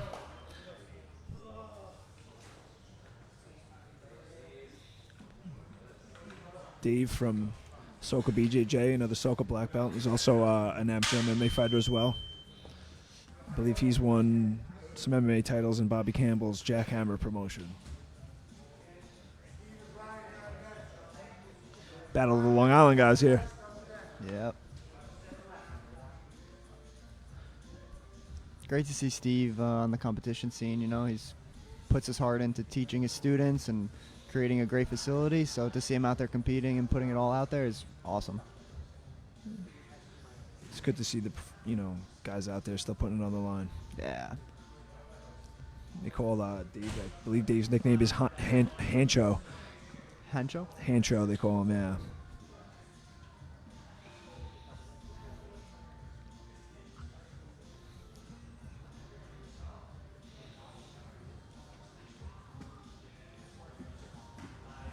Nice. Steve passing to the opposite side. Beautiful pass. Good knee pummeling from up top there. Or leg pummeling, whatever you want to call it. Oh, he isolates the arm, he steps he over. He's going to loves attack that step Kimura. over. Very well done. He might be looking for an inverted triangle actually here from up top. He's trying to get that leg under the right arm of Cabrera. Oh wow, well done. I didn't even see that setup. I couldn't see from the angle, Yeah. but beautiful He's out. defense, baiting his own armbar from underneath there. I wish I could have saw the setup, the hand fighting that he had there to get that. Now they're battling the legs here. Steve looks like he's got two. Inside the other hook. Wow. God. What a match. That was beautiful. Beautiful job by both of them. Wow. Excellent match. Beautiful. Beautiful jiu-jitsu. Super high level right there. A lot of action in a short period of time there. Great job by both guys. All right, we got Steve Joaquin versus Brian Trotter. Brian is a Sarah Jiu-Jitsu black belt. No, I'm all right right now. Yeah, I'm good.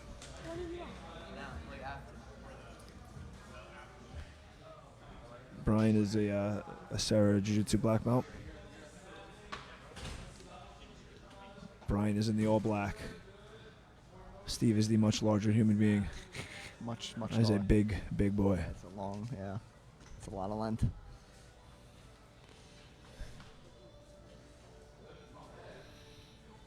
Brian's not a small guy either. Obviously, you know, the other guy's bigger, but he's a thick dude. Nice little leg sweep there. Yeah. Steve.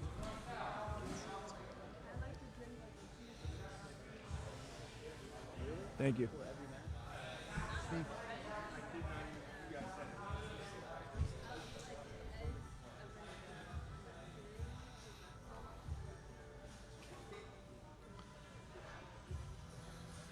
That's Steve when I'm working out of the half guard.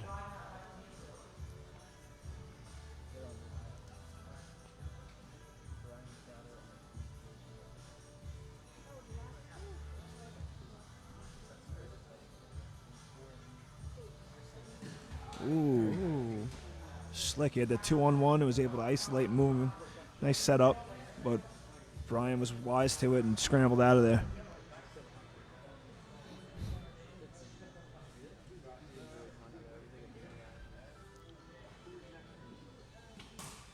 Oof.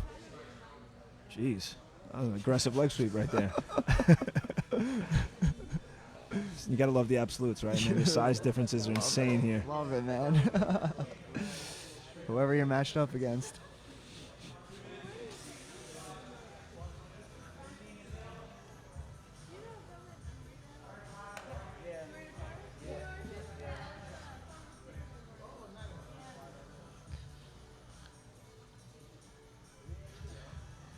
See Brian looking to get Steve's hips flat. He's going to try and do that slide bypass there. He's going to try and get that right knee to the mat.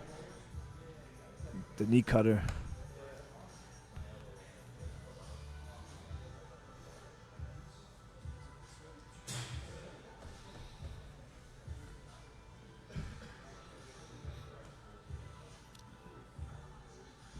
It's real tough to deal with the length like that, man. You get a guy whose legs are so long. Yeah, I who's a mean, much bigger person than you. It's very hard sometimes to manage that length. you gotta travel much further. Yeah. Real hard to get inside and tight. We got Brian now on his back. We'll see what Brian's guard. Working on that 93 guard.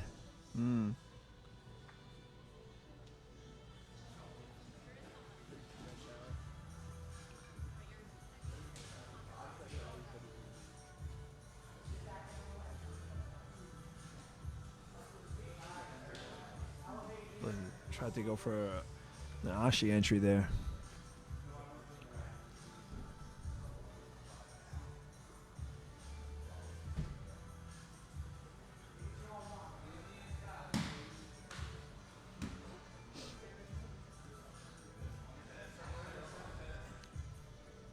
Back to the feet.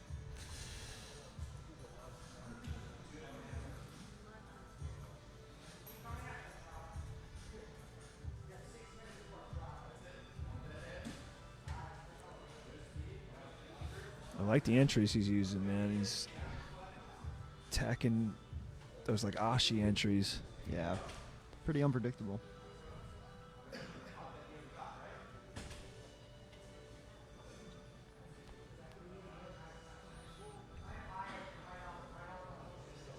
call?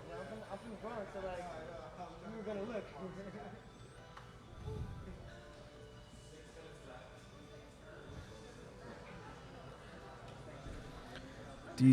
These bracket matches are 10 minutes long, not 6 minutes like the other EBI mid card or opening card matches.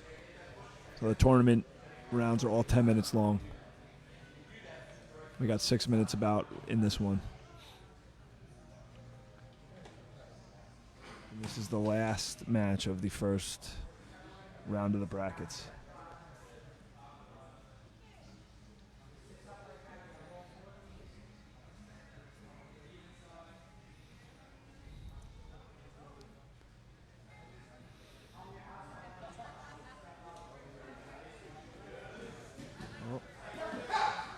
Ooh.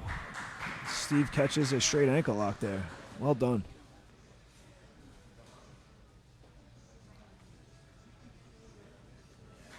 Nice work. Yeah.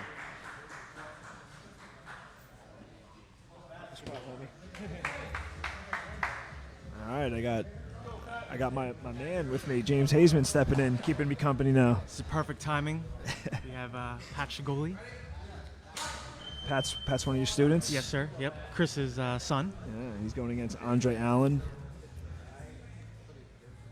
Pat doing a lot of competing lately. Yes, he's competing a ton. Yeah. He's a good seed. He's a very good seed. So these are Chris, the organizer. This is one of your students as well. Yep. Chris trains with us over at 10 Planet Long Island, and then Patrick's his son. He's been training super hard. His game has jumped up so much since the beginning of COVID. We've been training pretty much at Chris's house Every day in the favela, huh? Every day. Yep. So, these guys sometimes they train 2-3 times a day. Yeah, that's a lot, man. My old bones can't handle that anymore. No, I can't either. Once a day is good for me.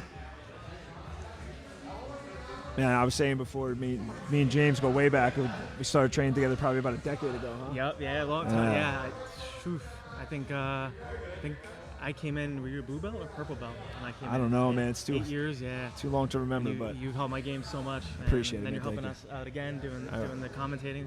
No, I appreciate the invite. Yeah, no. We're very lucky to have you. You're paying it forward too, man. James has been helping me sharpen up my leg lock game here. Ooh. It looked like you got caught there, man. Andre catches an ankle lock there.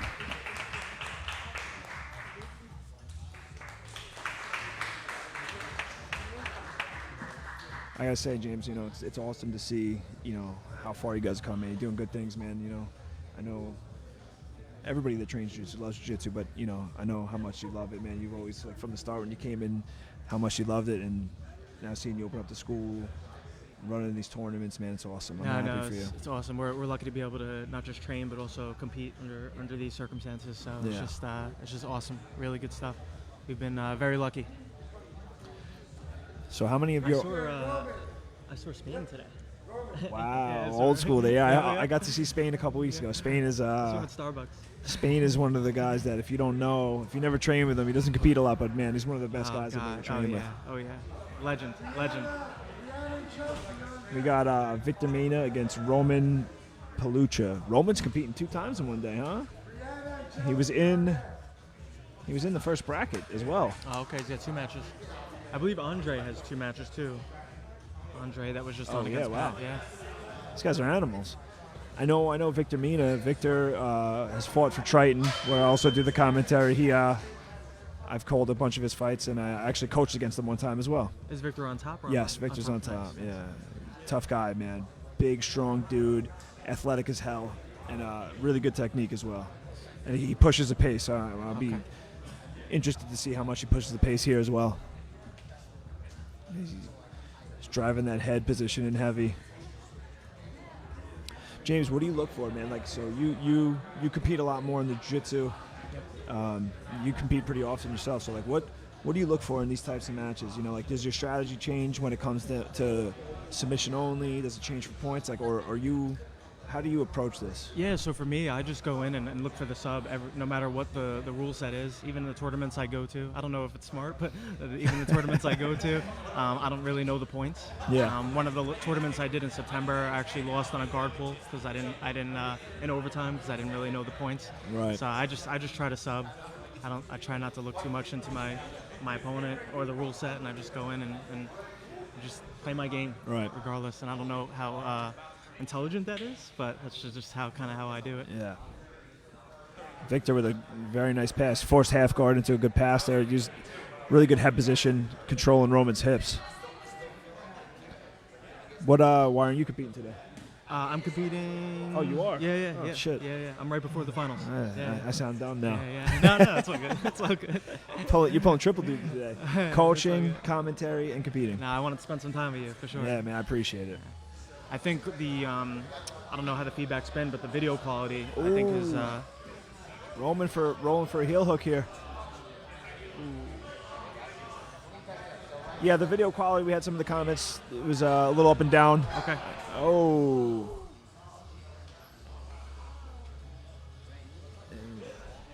Roman gets the tap. Oof, it might have popped a little bit there.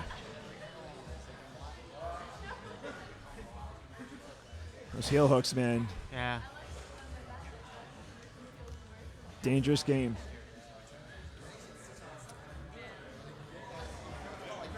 Yeah, so I think with hopefully the video quality has been pretty good, and then with the video quality and then you commentating, I think that will hopefully separate SOGI from some of the other promotions. I feel like I watch these streams sometimes and the video quality is rough and the commentating is rough. So Well, I'm doing my best. I'm a little out of my element here with the sport jiu-jitsu commentary, but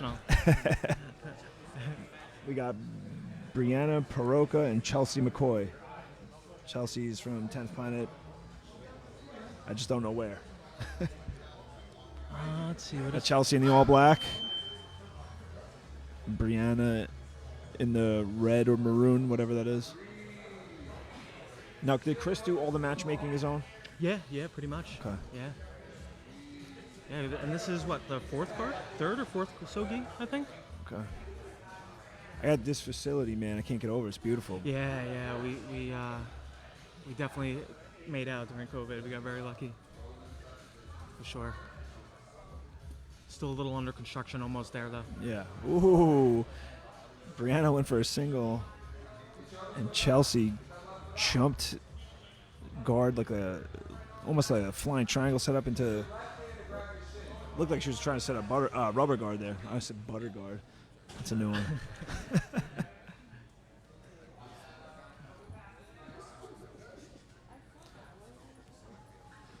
James has helped me a lot with my leg game, so now at least I know what I'm looking at a little bit more.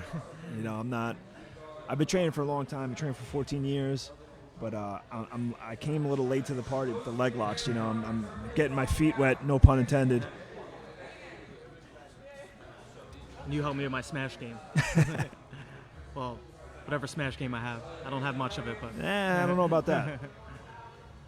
I'm sorry, Brianna's on the bottom. I've been bungling the names a little bit. Thanks, guys, for keeping me on track. I'm glad the stream is clearer. Good to see the comments coming. Yeah. That's something we really wanted to try to separate ourselves from some of the other... Well, Chris wanted to separate. Not me. I don't do anything. Chris does it all. It was my idea to bring D-Rock in, though. Well, I appreciate it, guys. I'm doing my best. Like I said, I'm a little bit out of my element. I do the commentary for MMA mostly, and I'm a little bit spoiled when it comes to that stuff because a lot of the fighters I know already. So if I'm bungling the names, because I don't know everybody just yet, and I came to the game a little bit late on this, so I didn't get a chance to do my homework, so I apologize. You're doing great, man. You're doing great. Have you heard Chael commentate? I have, yeah. He brings some good comedy, at least, to it.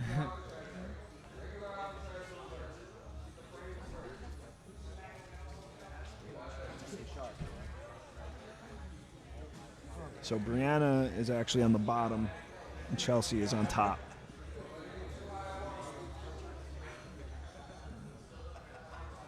Look at that. So we got Brianna as a white belt stepping up in competition Nice.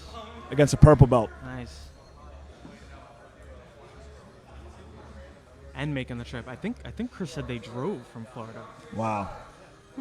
You know, I love to see that, you know, like early to the game, but you're a white belt driving hours to come Yeah. test yourself against Yeah. the higher level. Shout out to her, man. Yeah, That's that's it's props. gutsy.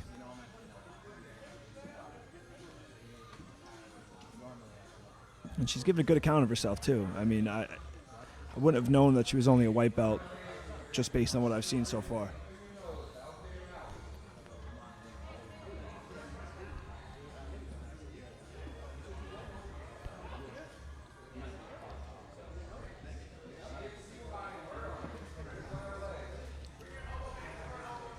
So this mount position, you know, I like what I'm seeing though. You know, in the mount, sometimes people they'll pin their elbows in tight, but I'm seeing a lot of good hand fighting from up top. You see right now, she's hand fighting well, looking to like pry those arms apart so she could start to open up her attacks from the mount. Oh.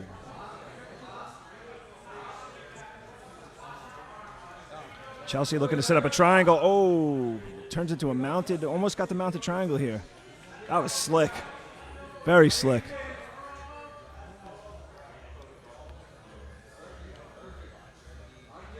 I'll tell you what, though, man. You know, Brianna, Yeah, she's hanging in for there. white belt, yeah, she's doing very hanging in well. there. You know, and Chelsea's slick. You saw that triangle set up and good, really good control up top.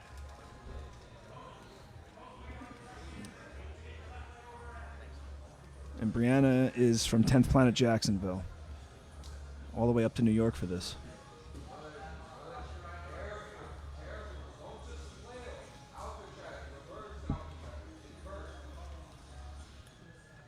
I don't know that I would have done that as a white belt to drive that far Yeah. for a step up in competition for one match only. Wow. Got 1 minute left. Chelsea's keeping some good pressure on her. Yeah. She's sliding up to Staying that heavy. S mount. Looks like she's going to try and set up that triangle again.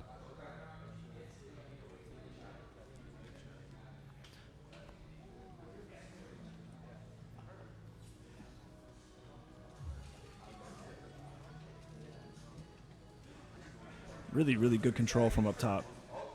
Oh! Very good defense.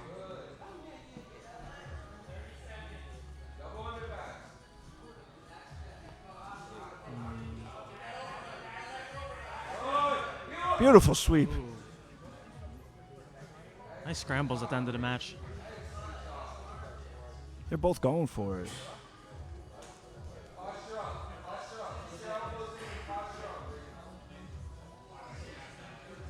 How much, James, how much affiliation do you guys have with all the 10th Planet schools? Do you know all them well? Is there a lot of communication, or is it... I would say the biggest 10 planet we have the most communication with is Bethlehem. Bethlehem's a huge reason why we were able to become 10 Planet Long Island. JM and Zach helped us out a ton through the process. Other than that, here and there, we talk to some of the other 10 planets. Steve travels a lot, like for Brian's fights and everything. So I think Steve just went to 10 Planet Las Vegas. Brianna Ooh, starts from going the for that arm spider crush. armbar. Oh, wow, looking for that arm compression lock.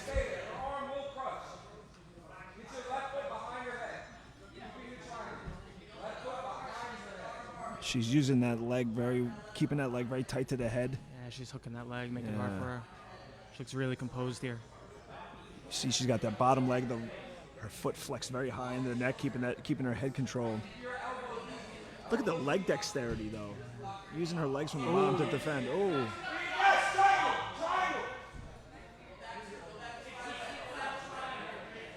Yeah, no matter what, Yeah. Brianna making a really good account of herself here.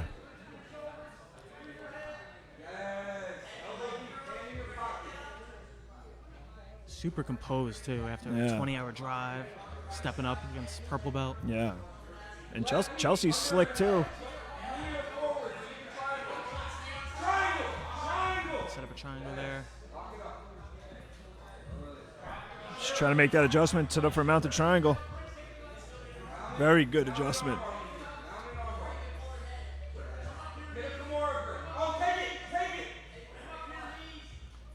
James, so what are you looking for here? If this was you, how are you trying to break that grip? Me, I would squeeze that triangle, make them as uncomfortable as possible. Oh, she It might looks like have she it. switched to an armbar. And she gets it. Nice. Wow. Wow. Very impressive. And she listened to her coach beautifully. Yeah. Really, really good work. Now Chelsea starts from the back. Chelsea's got a chance to get this one back.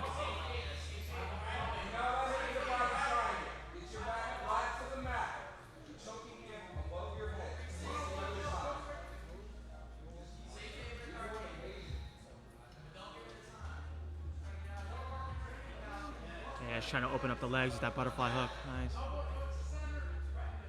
Yeah, her leg dexterity is crazy. Yeah. She was using it to defend before from the bottom. She was pummeling her leg up to the hands to defend. Yeah, look what you said, like the composure. She looks very calm. And she's got a killer on her back here, too.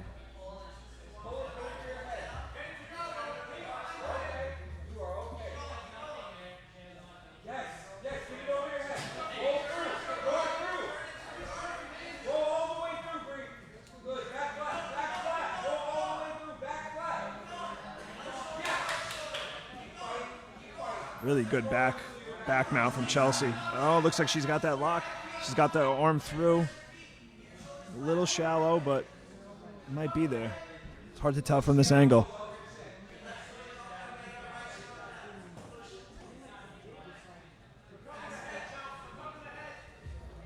It's a tough angle to finish from there.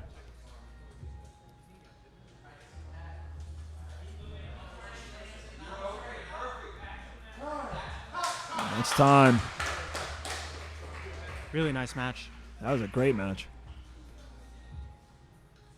Wow, Brianna with the upset all the way from Jacksonville. Very impressive.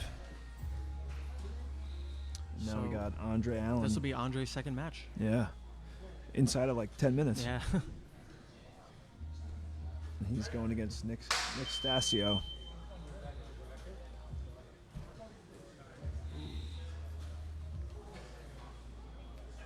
It's like Andre's looking for the leg again. Oh, wow. Wow. Gets it quick. Nice. Wow, impressive showing from Andre Yeah. today. Man, two Yeah. very quick submissions. I gotta say though, man, I'm still impressed by Brianna. Yeah, Brianna looked good. That was impressive. Yeah.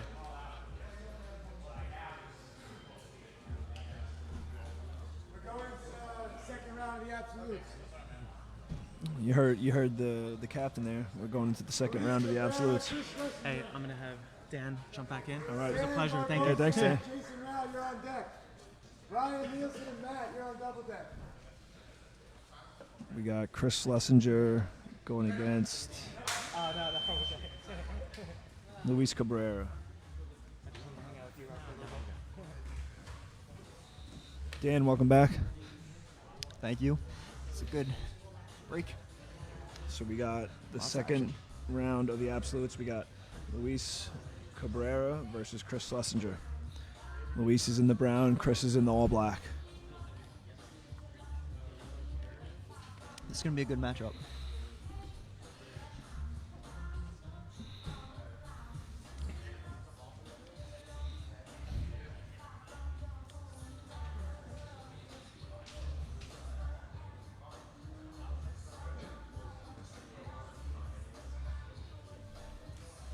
Luis playing that butterfly guard. Now back to full guard. Dan, you're one of the sponsors, huh? You own the think tank. Yeah, exactly. Yep, Think Tank Flotation. Say, have you ever floated before? I have, yeah. Nice. At the float place? Yes. Nice, yeah. Yeah, I live in Patchogue. It's close by. Very cool, yeah. Yeah, I actually used to work there. That kind of inspired me to open up my own Oh, center. right on. How'd you get hooked up with these guys and sponsor the tournament? So I actually train at 10th Planet, so I'm pretty close with all the, Chris, Steve, James. So yeah, they actually come. They use the facility as well. We got the float tank, we got a sauna, we got a small gym in there. So yeah, we're just trying to get more, athletes in there and taking people, take people's game to the next level. Right on. You got the the Tap Tape, another sponsor, and Infuse CBD. You see those sponsors on the left-hand side of the stream there. Shout out to those guys for helping put this together. You too, Dan. Yeah, Infuse is actually gourmet cannabis edibles on the DL. So all right, hit them up on it's Instagram. Not that DL anymore. Chris and Luis still battling here. Luis in the full guard still. Chris postures back up.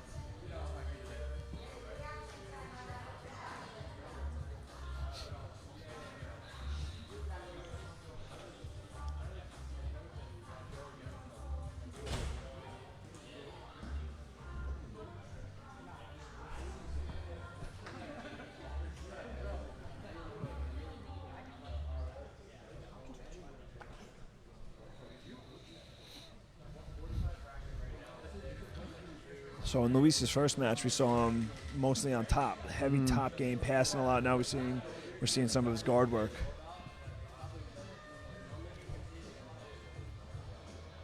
Yeah, it's cool to see the full game of some of these athletes.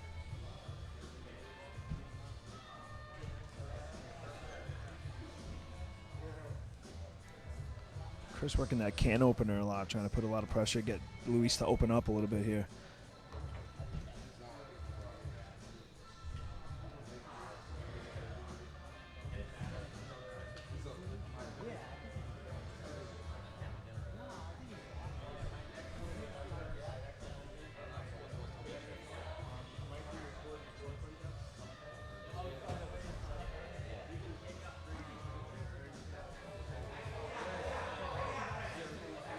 Luis is inverting, trying to grab that leg, and he gets it. Yeah. He's looking for that knee bar, straight ankle. He's going, looks for that. He's trying to get an inside heel hook there. Defended well by Chris.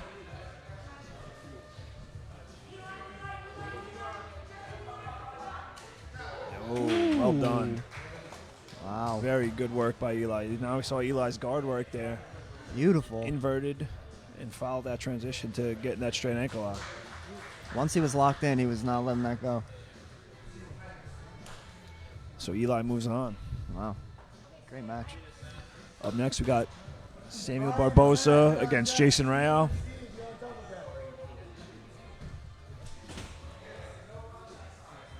Jason had a very quick sub in his first match, and Samuel had a war. Spent a lot of time on top in that north-south position and eventually got the sub in overtime.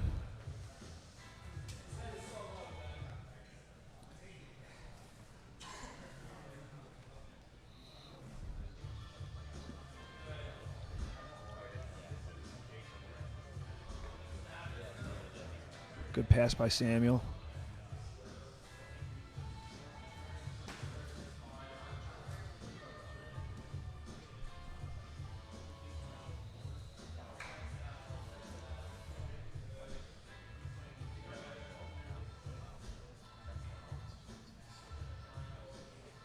Rael, beautiful work. Yeah. Right to that armbar. Man, Rael's just a technician. Wow. Survives it. Samuel working, attacking the leg right now.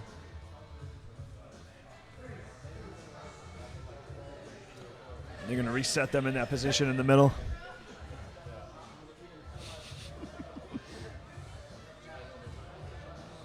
Start back in this 50-50 position here.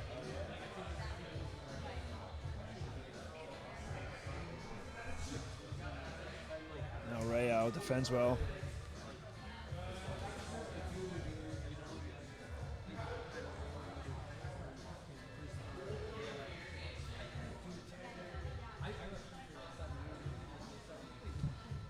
Jason looks like he's trying to isolate a Kimura here.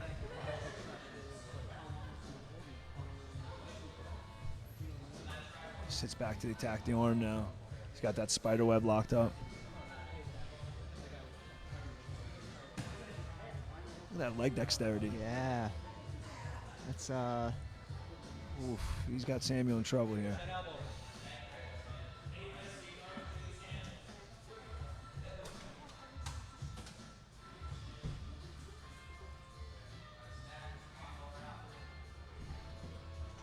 Samuel's defending well.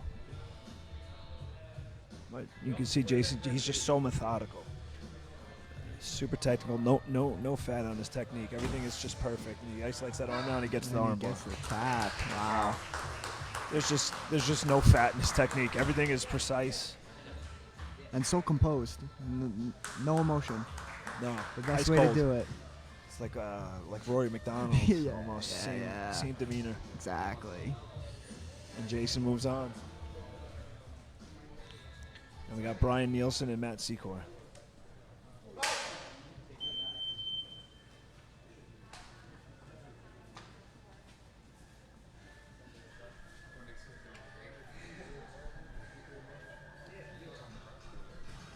Oh, Okay. beautiful takedown.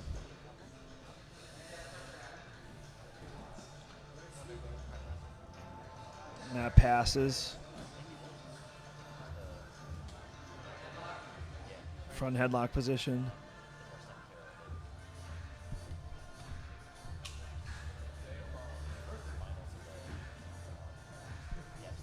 Secor working out of this front headlock. Let's see where he goes with this.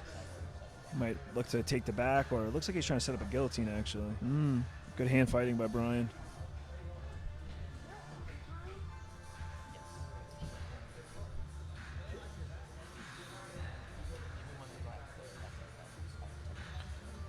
Brian's hand fighting really well. He's got the 2-on-1 there. He's not letting Secor lock up. Oh, and as I say, he gets his goes arm for the around the neck. guillotine. He's got that chin strap guillotine. He's staying on that guillotine. He wants it. Yeah. He's tight on it. Transition. Beautiful transition.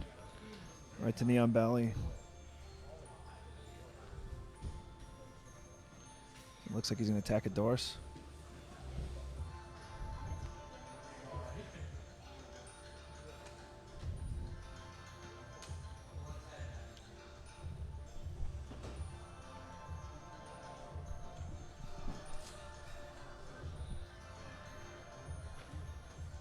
Good defense by Brian.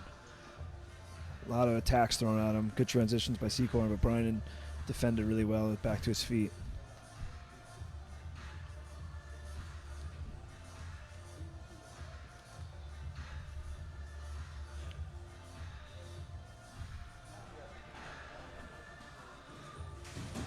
Good shot. Really good defense by Secor, though. He got his hips out of the way quick.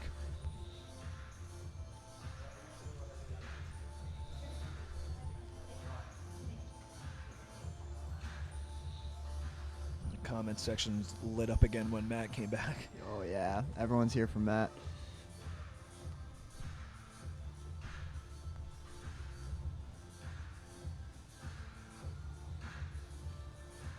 Great turnout on the live stream. 227 people tuning in right now. Hope y'all are enjoying the show. Don't get nervous.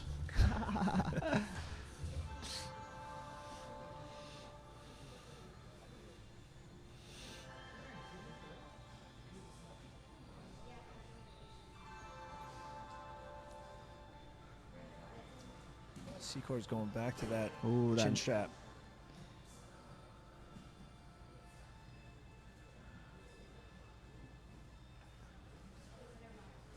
Right to the back. Oh, slick transition from Secor. He got that knee in from that back attack and rolled through.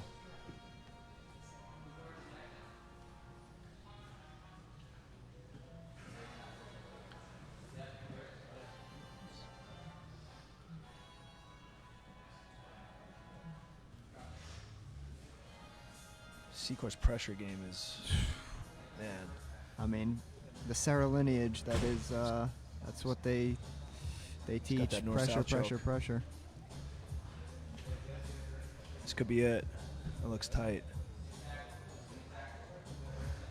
That's it. Wow. Wow. Beautiful work, man. Secor just pressure and just stringing together attacks left The and whole right. time. Very well done. Tell you what, though, man, Brian did well. You know, he defended attack after attack after attack. Both guys smiling once it's done. So Matt Secor will move on. Listen, fellas, this So we got Luis, Jason, and Matt Secor all moving on. Now we got Stephen Cason against Steve Joaquin.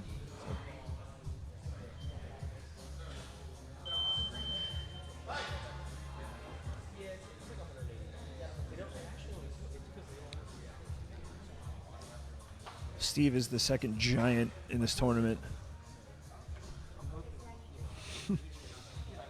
Two real long guys. Excited to see.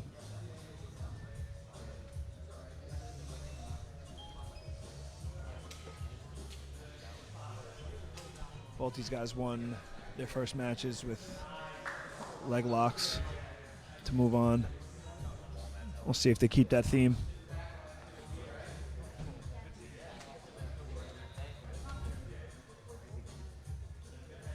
Good head pressure by Steve. I like his head position. Trying to drive his head into Steve's head or his shoulder and get his hips flat and shoulders flat to the mat, but Steve's got a really good frame.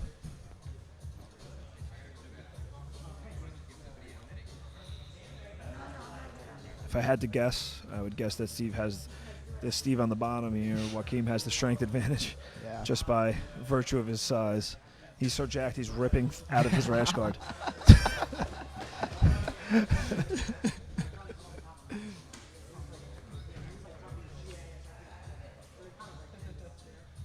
Both guys having a lot of fun. I'm impressed, though, to see Steve Joaquin on the bottom there, the bigger guy with a really good guard. Sometimes you get these big guys that use that size to their advantage, but he's got a good guard, man. He's very technical, not easy to pass here. That's big guys with good guards are tough to deal with. Especially when you got that length. I mean, good pass, very good pass.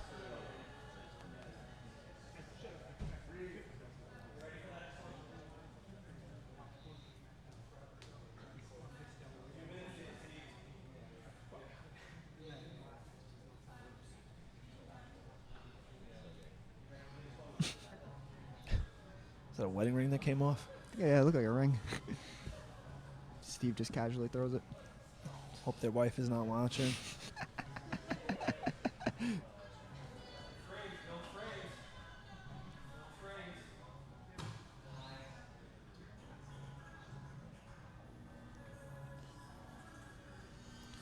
Steve's really good at pummeling that leg over. He's pummeled that leg over nicely to isolate and trap that arm. Yeah. Very, very good head positioning by Cason.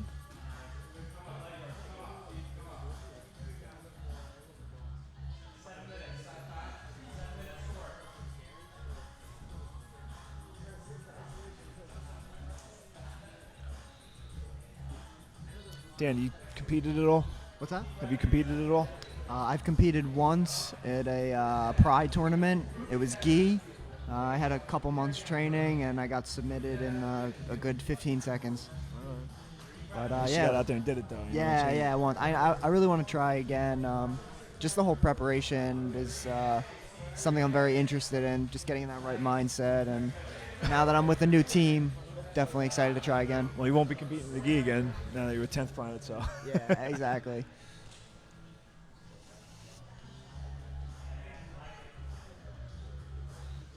Are you still competing at all, or are you? I've done. I haven't fought in a couple of years. I was supposed to fight in December, and it got my opponent screwed me over, so I didn't get to. Oh, we got a triangle. Oh. Wow, slick, lightning fast. Wow. Beautiful submission by Steve Cason. Moving on. But I've stayed busy. Nice. I didn't compete for a couple of years, and last year I started competing more. I won a Naga, won a Rise match. I had another Rise match, and I went to a draw. Oh, nice. Trying to get back to the competing again before my window runs out. Yeah, you still got plenty of time, man. As long as you keep yourself healthy, that's all it is. Yeah. So now we're done with the second competition bracket. We got another super fight. We got Isabella Frezzo versus Chrissy Briggs. All right, comment section. You guys got to help me out. I don't know who is who just yet. I don't know who's Chrissy or who is Isabella. Help me out. Help me out, comment section.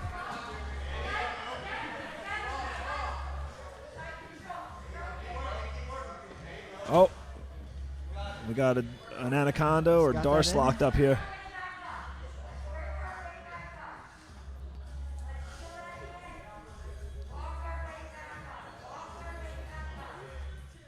Could be a modified guillotine.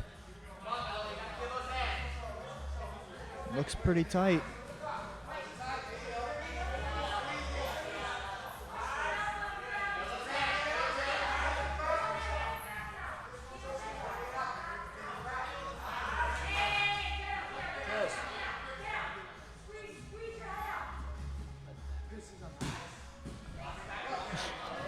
All right, so I apologize, guys. I didn't get a chance to familiarize myself with every competitor, but Chrissy Crawford is on top. She's looking to lock up a Darce right now. It's close. She doesn't quite have it. Oh, nice pass. Oh. Way to escape that half guard.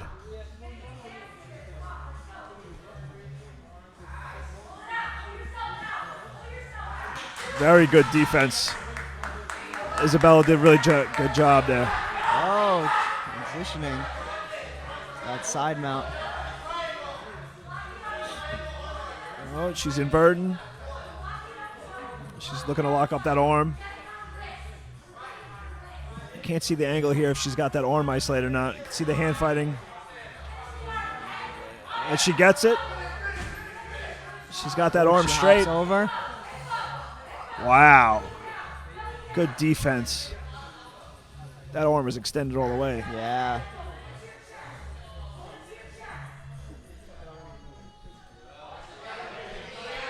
Wow. Scrambles, man. They're scrambling like crazy, just throwing submissions at each other. Love it. It was an exciting match. Very exciting. You can hear they get their round of applause, man. Well deserved.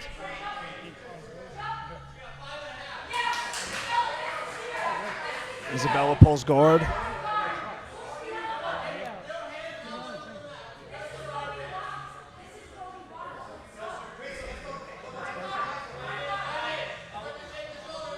She's controlling the head, breaking down the posture. She's going to go for that arm again.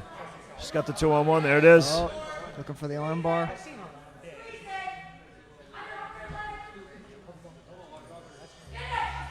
That arm is tight. extended. It's extended. Oh, wow. That looks bad. Oh. That's some grit and determination from Chrissy. Oh my Wow. God. That Two was deep extended. arm bars that she gutted out.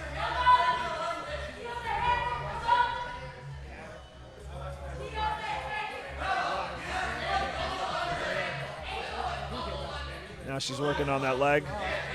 She's going to try to peel that top leg off.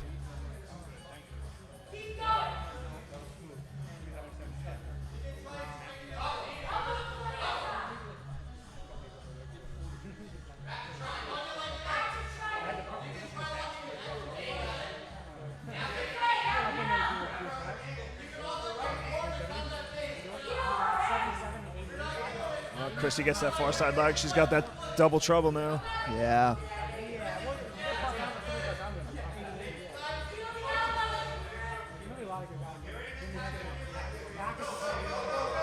She's looking for that inside heel hook.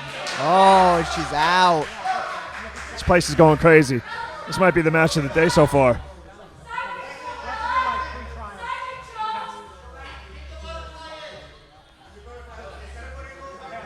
Chrissy working that butterfly. Really good posture and balance by Isabella. Nice pass. Very nice. Steps right over to the mount. The pace of this match is insane. They're both Transition relentless. and submission attempts just left and right. I don't know if there's been. That arm I is don't know if there hasn't extended been a out, sub and she- attempt for more than 20 Scrunch. seconds. Every transition, they transition to a submission Something attempt. else. Very, very quick. Very fast. This has got my vote for match of the day right Yep. now. I totally agree. Let's give him that prize.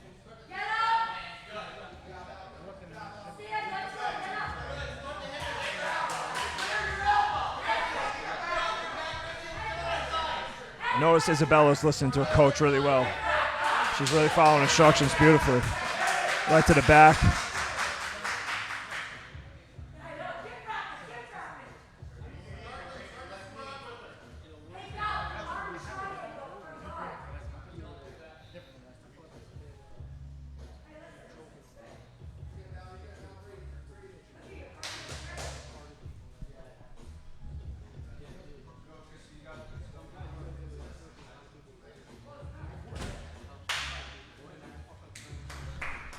start back on their feet.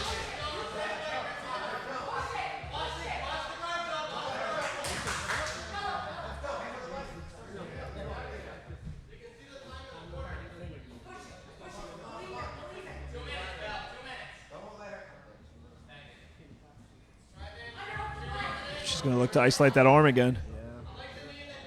There it is.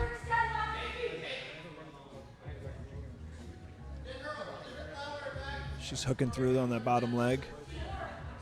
She might try to sweep with this.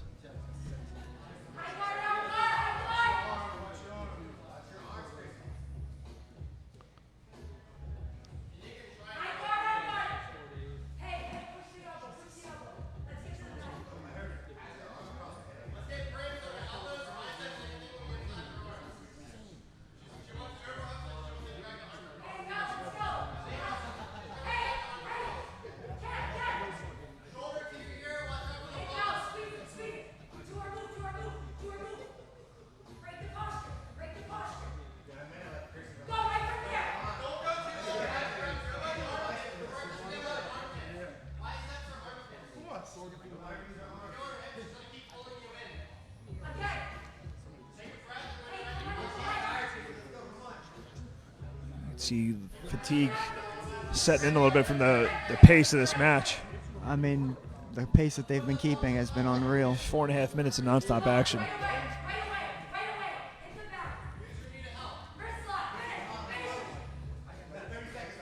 We got 30 seconds left.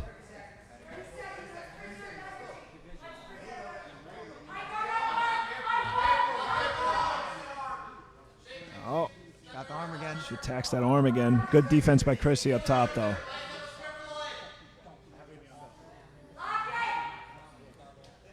Omoplata. She's trying to sweep with omoplata.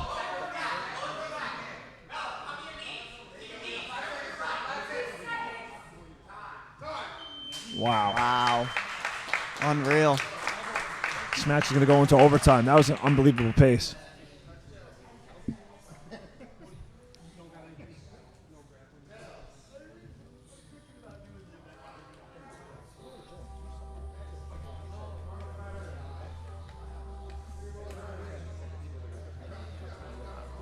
I'd almost want to see another 6-minute overtime of just them rolling again. The pace is so crazy. Yeah.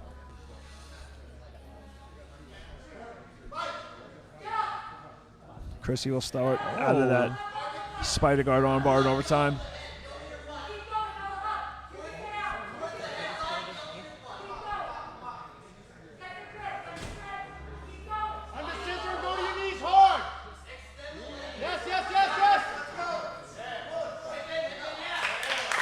And Chrissy gets it.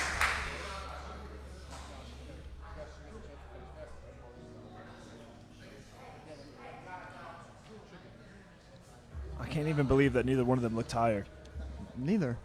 They both look like they can go another 6 minutes.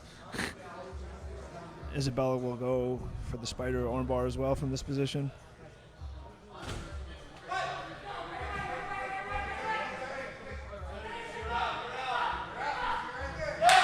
There's the escape. And that's it. Wow. Chrissy gets it done in overtime. What a match. That was What a match.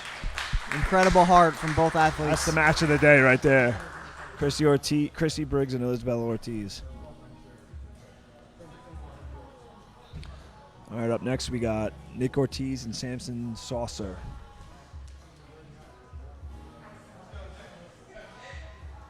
We got Nick in the purple rash guard, Samson in the all black.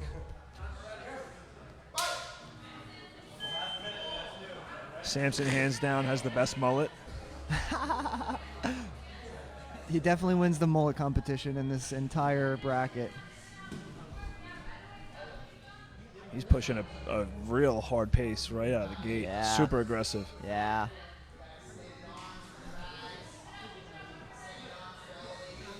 Two on one from Nick.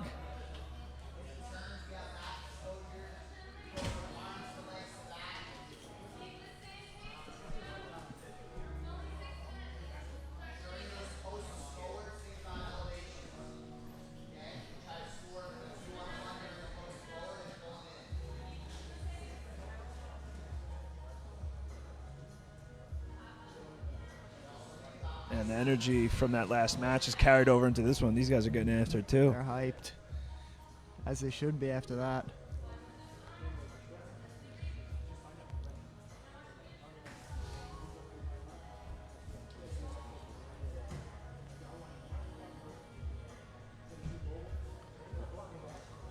Samson still attacking from his feet. Nick playing that open guard. Luis and Jason, double deck. Let's go. Pressure.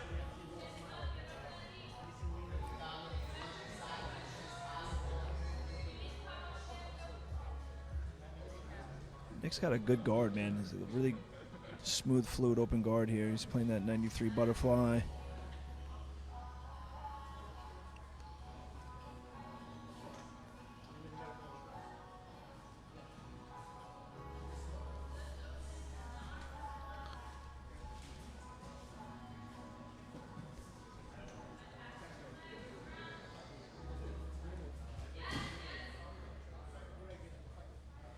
Samson's quick. He's very, very quick.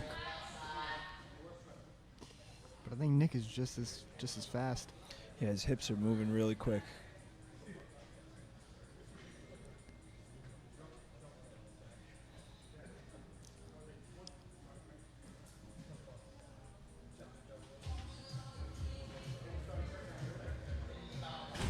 Samson really wants this. He's trying to do that jump slide by pass here.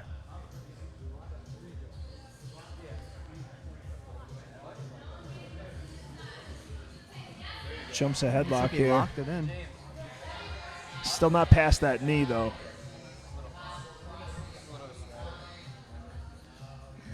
Nick's doing a good job of pummeling his legs back. He's not letting him get past his guard.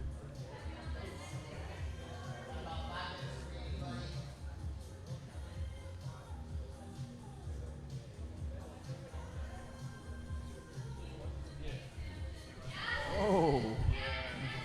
Flying triangle. All gas, no brakes from Samson.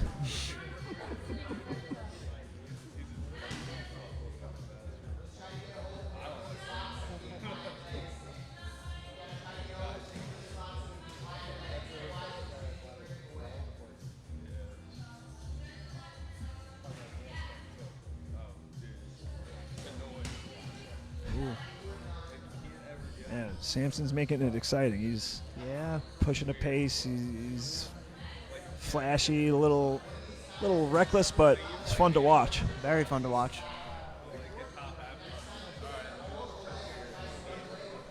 Nick, you can see Nick is a very methodical, like technician. There's a good contrast to styles.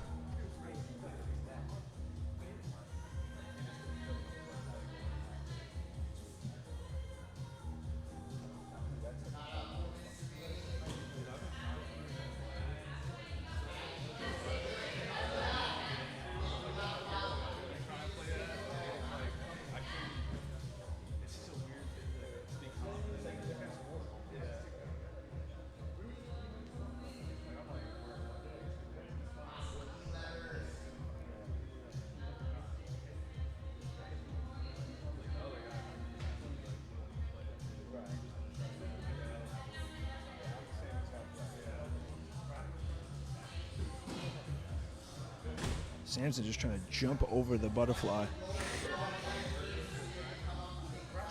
Definitely got some hops.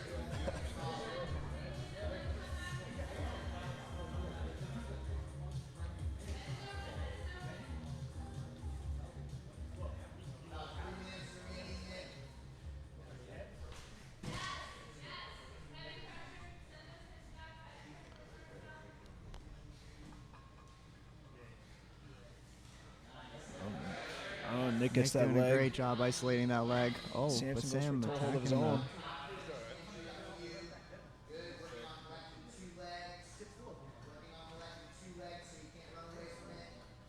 Nick's doing a really good job isolating that far side leg.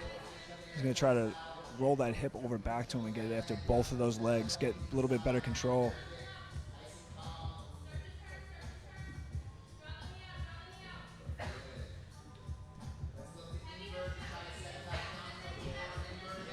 Still got that one leg isolated. Oh, there's a Darce attempt from Samson, though. Wow, good defense by Samson. And he's got a Darce locked up here. Locked it.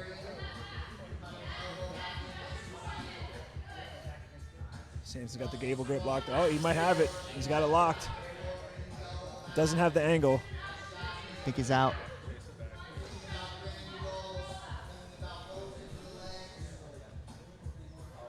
Samson attacking the back now.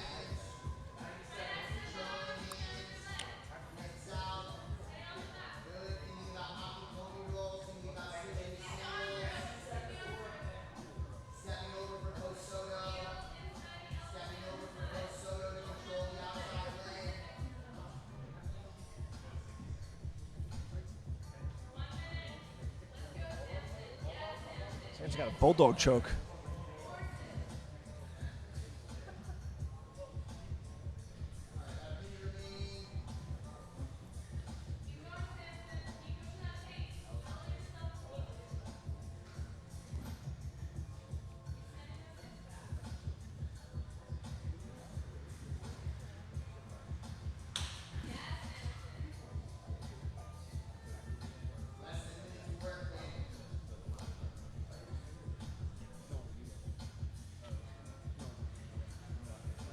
Back to the butterfly.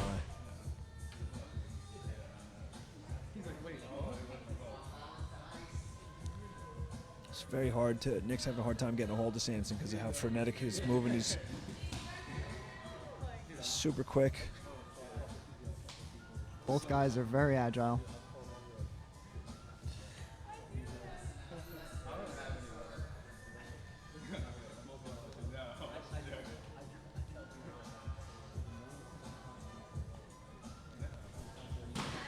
Another flying triangle pass.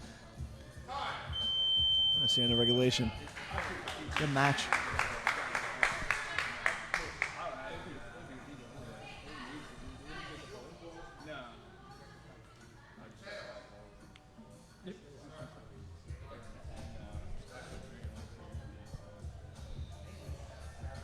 Samson will start out of the seatbelt.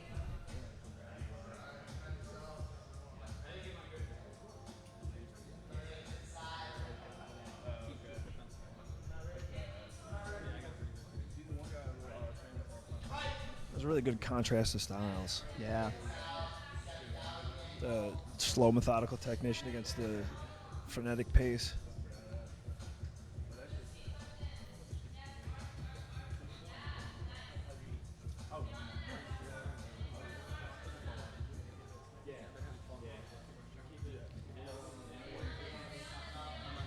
Samson looking to set up a twister.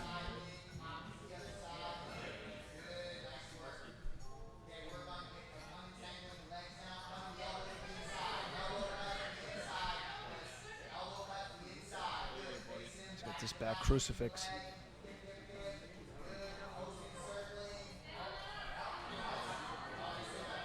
Oh, he's got that Kimura. arm. Wow.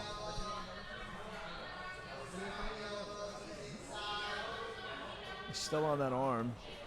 Either trying to still get that Kimura or set up an arm bar here.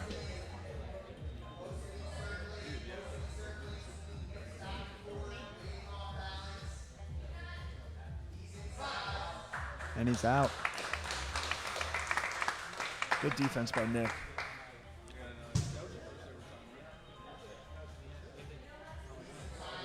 Nick will get his shot now in the backpack.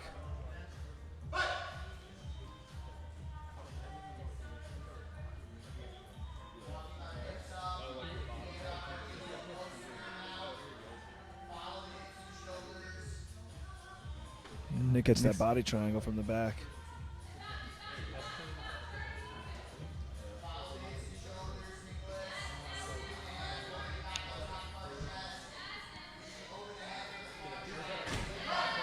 And he's out. Samson's able to escape.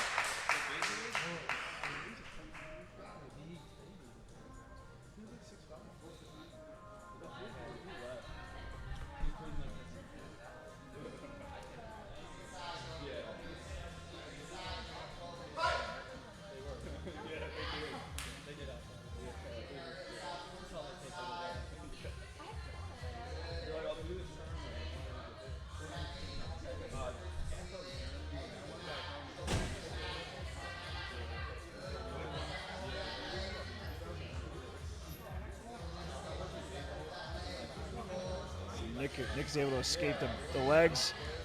Samson, Sulev stretch.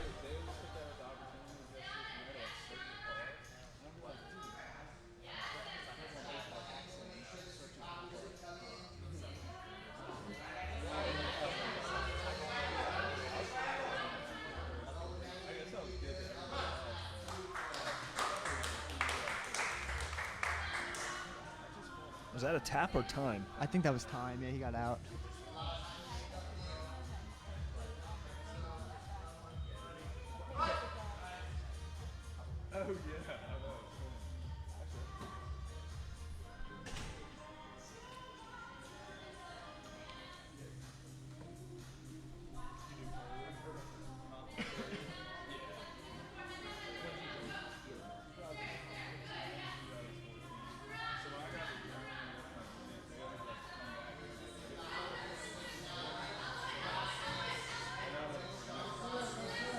Nick's got that arm. Looking to transition to the triangle. Samson's got a good base though. He's stacking well.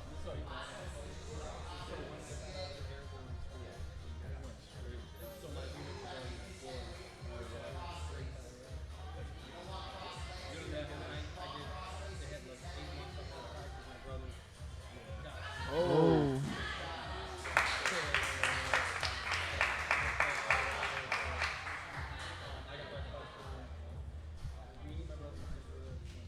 This is an exciting overtime. Yeah.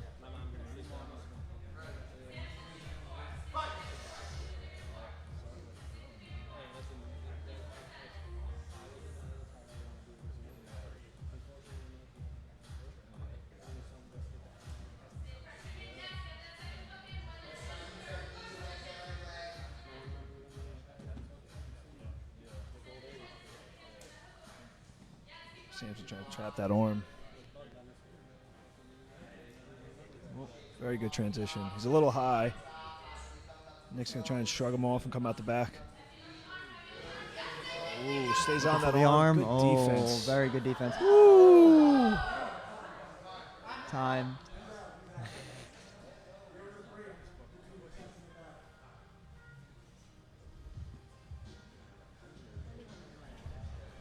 Tense overtime.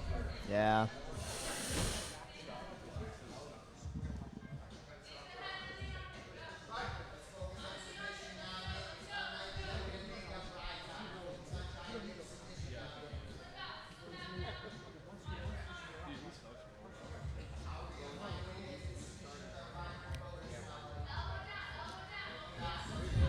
Nick rolls into the mount.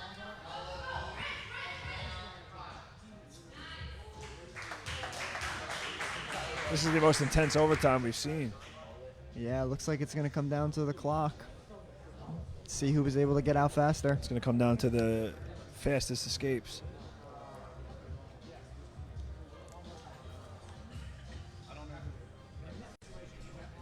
Samson gets the victory. Hell of a match.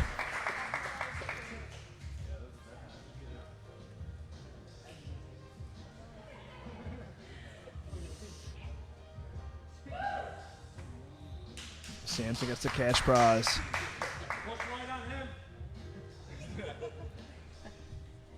And that might have given the girls a run for their money for match of the day. That was an intense match. Both are pretty even.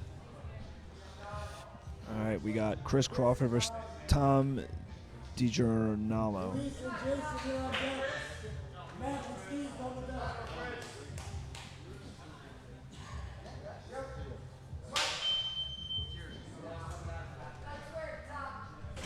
So are these all money matches, the featured super fights? I believe so.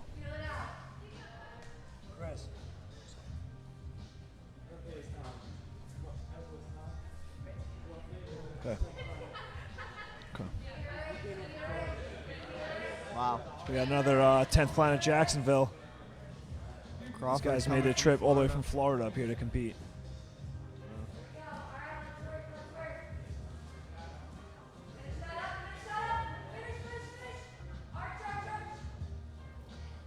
Got Tom underneath here in that purple rash guard. He's looking to isolate that leg.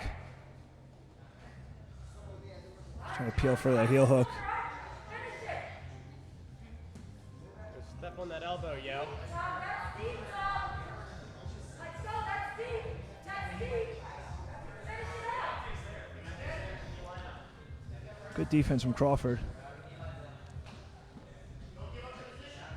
Tom, now let's work out. Let's work. Clear it, clear it.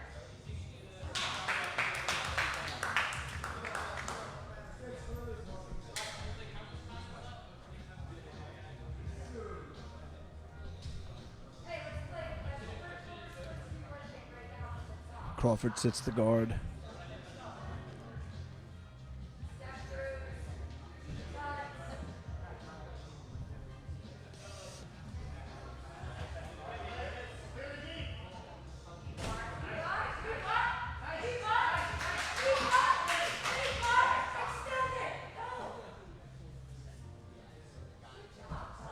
Back to this 50. Tom attacks those legs relentlessly. Oh, Take his back, yo.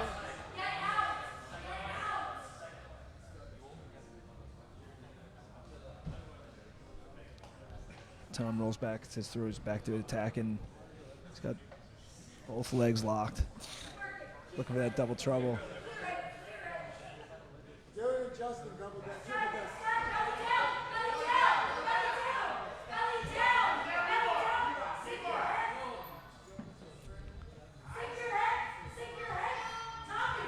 Just looking for that knee bar. looks tight. Oof.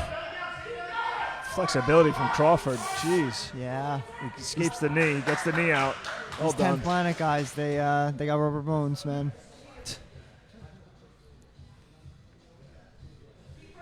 That was deep. That leg was extended, man. That is a deep knee bar he fought out of.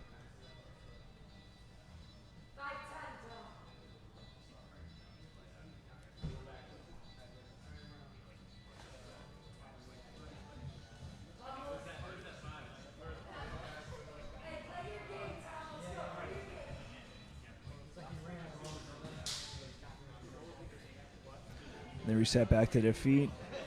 Crawford sits back to guard.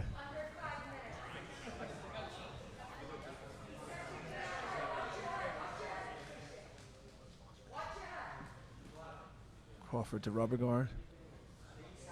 Mission control.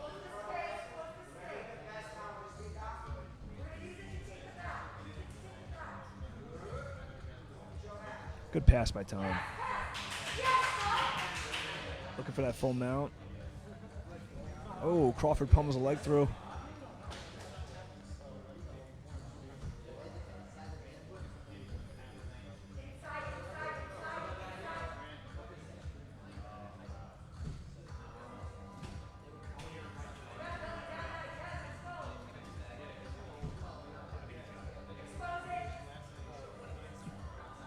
Crawford's got that heel. If he could roll through, there it is.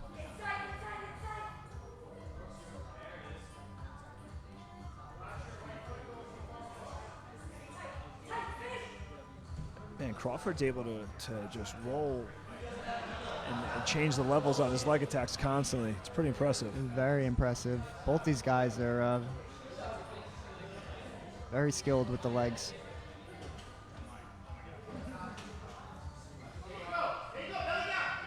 Crawford escapes the knee.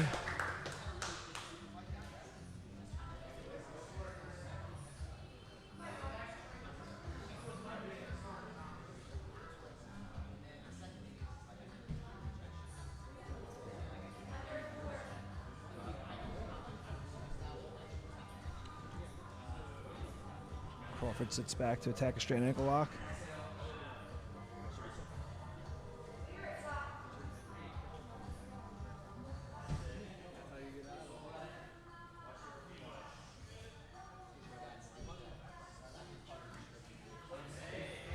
Get to the back.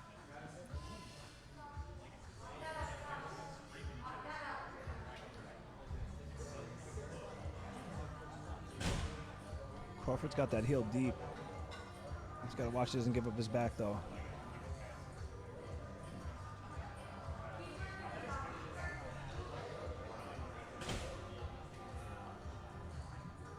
Looks like he might have a calf slicer on top there, Crawford.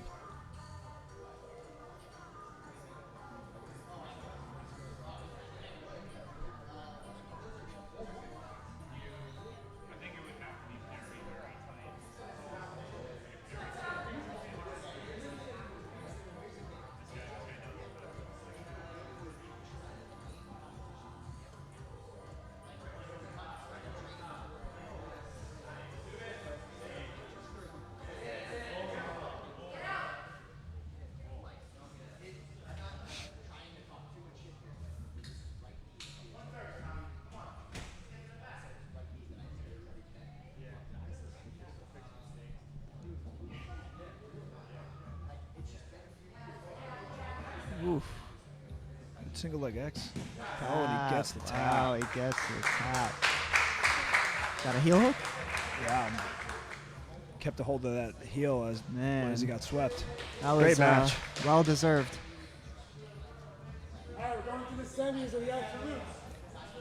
All right, moving on to the semis of the absolutes. We got Jason Rao. It's going to be an exciting one. And Luis Cabrera.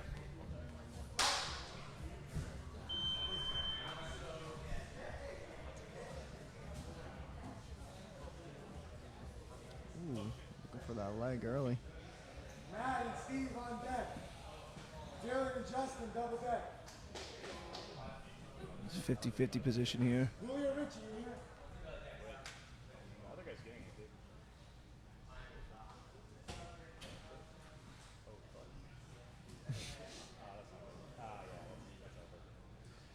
Rael's isolated the leg.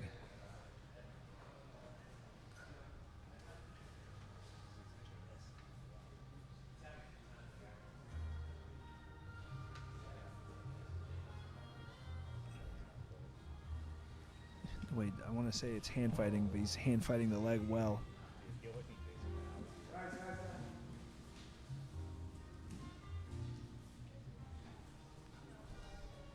Oh my God. Wow. And he's got an inside heel hook. That was close. That was very But close. Rael didn't even blink. I don't think he's blinked the Just whole so day. composed. They let him roll out of bounds. Wow. No reset. It's the first bit of trouble we've seen Jason in the whole day.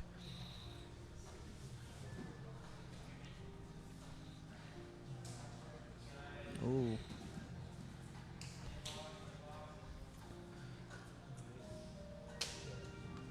Jason attacking. He's got an anaconda. Wow. That's tight. Wow. That was slick. Unbelievable. Jason Rao was on with an anaconda.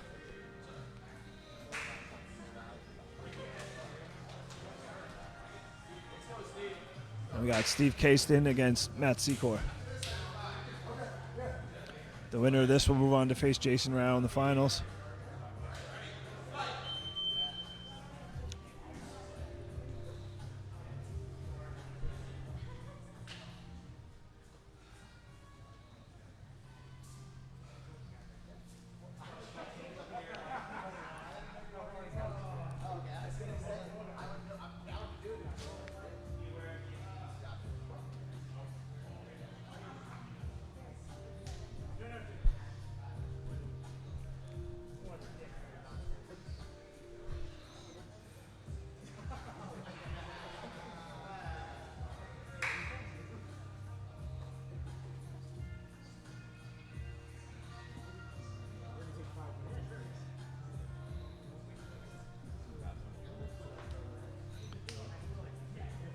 Caston working his guard here.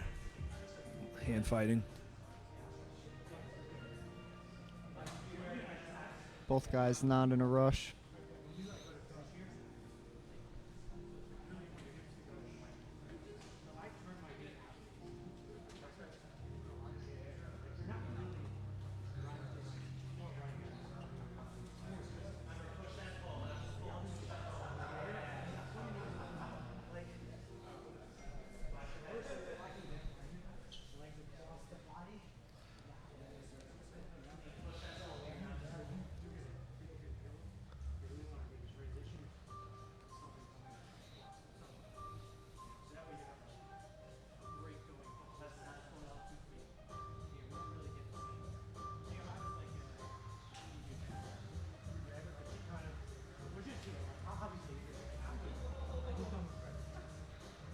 A lot of hand fighting.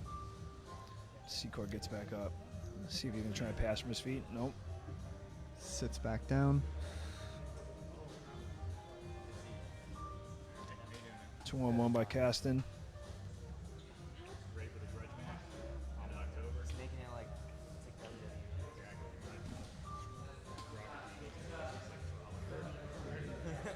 Steve really looking for that 2-on-1.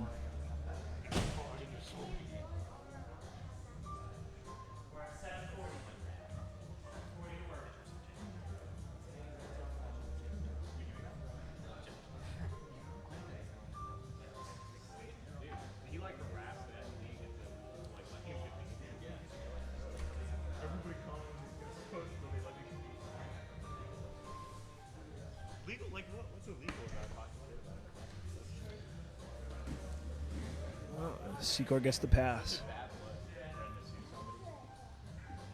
Ooh, watch those fingers. There we go. Almost a fish hook there. It is a combat sport. That's it, yeah. Things, yeah. And when you're in the moment, you don't realize any of that. Matt with some heavy top pressure. Yeah, his base and pressure are just phenomenal. It's an old school vet move right there, covering the mouth. Yeah, I've seen that a few times. Force you to breathe out of your nose.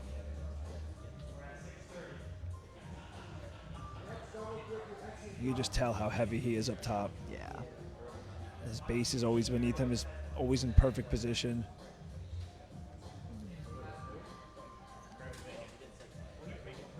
Front headlock position.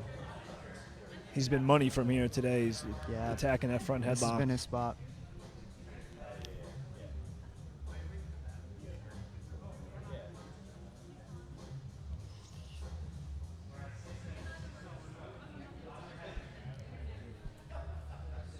He's got that chin strap.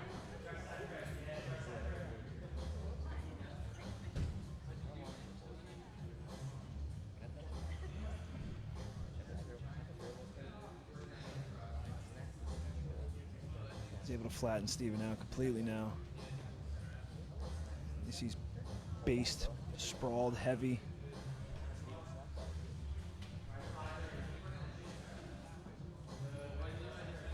Steven's doing a good job of hand fighting. He's fighting that choking hand really well. He's looking to get his 2-on-1, but Secor's got his forehand trapped.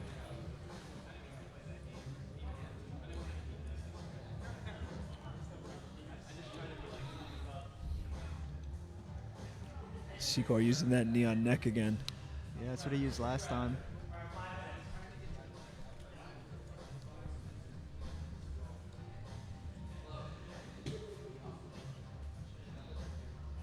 I like how methodical Secor is. He's just taking his time, staying on the position, and he's keeping Steven worrying about the choke and the transition.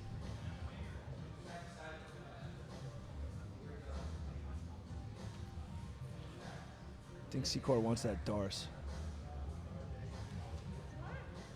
He's trying to get that left arm through.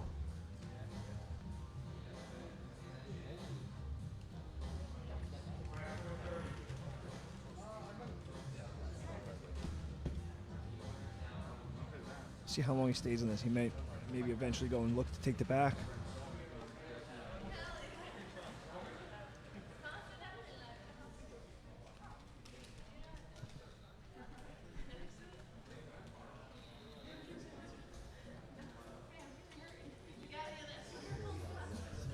Steven's doing a really good job hand fighting. He's not letting Secor keep his hands on his neck too long or clasp over the neck and arm.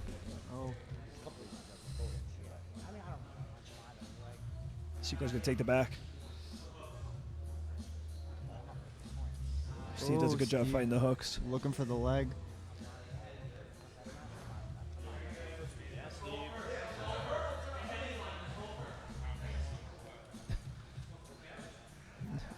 Secor almost just laughs off the leg attack, smiling. Both guys smiling, talking.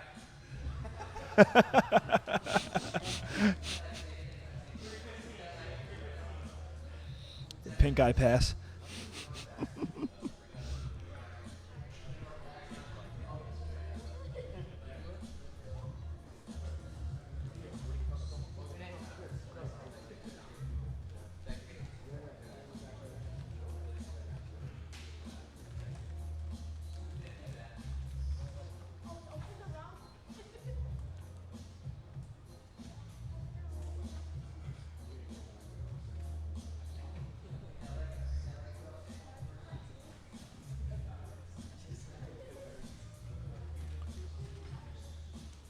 I'm actually surprised Matt's not trying to pass from his feet. He's still staying on his knees and engaging in the hand fight. I mean, he might see something that we don't see that works to his game, but he's been content to hand fight and try to pass from the knees. Yeah, I don't think he wants to give Steve any chance to grab his legs. Yeah, you're probably right about that. Unless you get the legs across. It doesn't even matter. Just like F legs, just like squeeze across the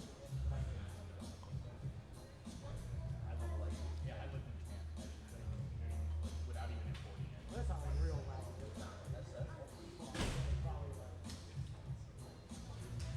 A lot of hand fighting here.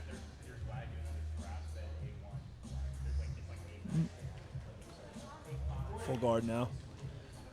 Steven's controlling the head, trying to break down Secor's posture.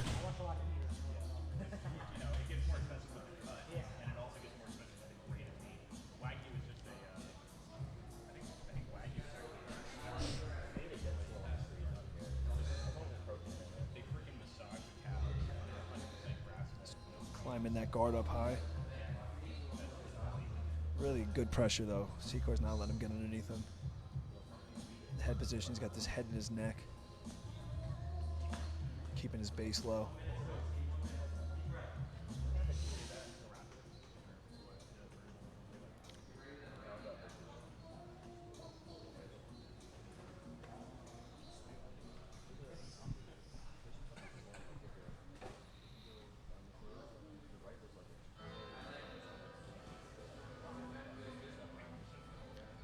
Secor's base is just phenomenal. You can see, even though Steven was doing a good job controlling his head and breaking down his posture, just not able to move him. It's hard Really to good move. Base. Yeah.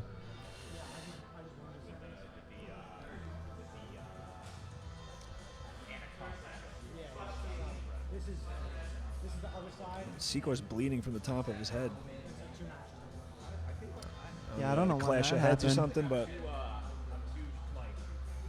it's blood sport now. Yeah, I definitely think I mean, it just depends on the line of shoulders. Yeah,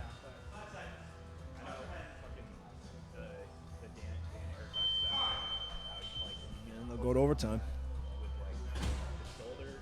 you got to take the shoulder. Yeah, I mean, I'm not saying you can't get it, but like, I mean, it's definitely. I'm thinking about using it on the shoulder. It's still ridiculous. It's still coming so short. I mean, dude, you could. I mean, for you maybe short arms, like arm angle might be better, or like Japanese left side. Yeah, Japanese left side. Oh yeah. They address the blood, and Secor doesn't care at all.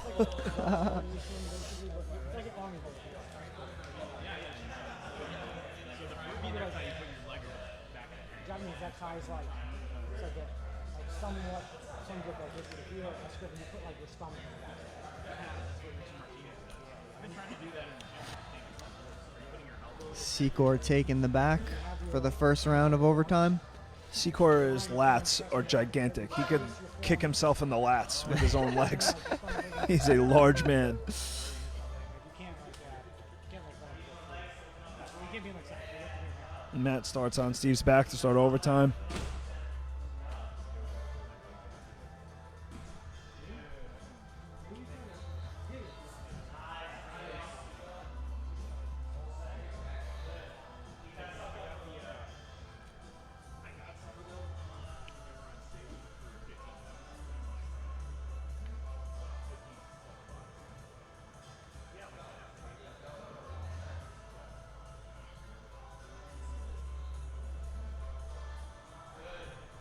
Hard to see from the angle here, but it looks like he's got one of the arms attacking the neck here. He's got it locked. He gets the tap.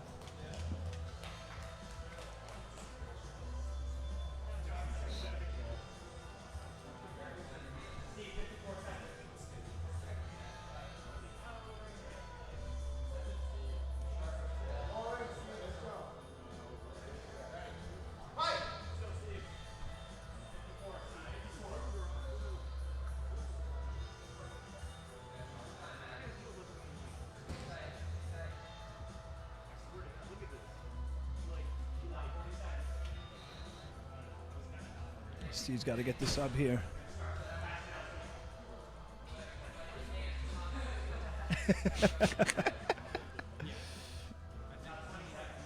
Tight.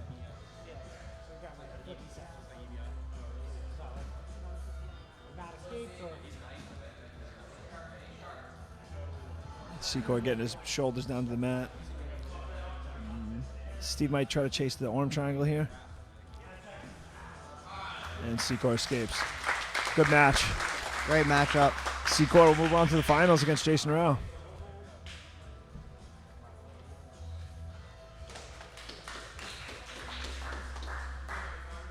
Great matchup.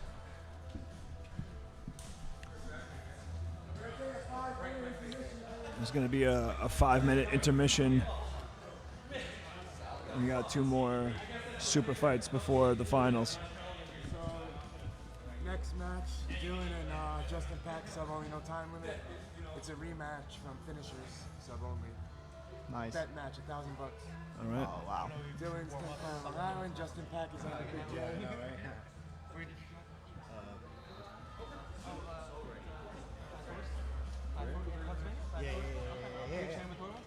Every once in a while. I train with their guys. Super good. All right, we got a 5-minute break. 5-minute You heard the break. boss man. The next match is Dylan Garofalo from 10th Planet against Justin Pack, and it's a rematch.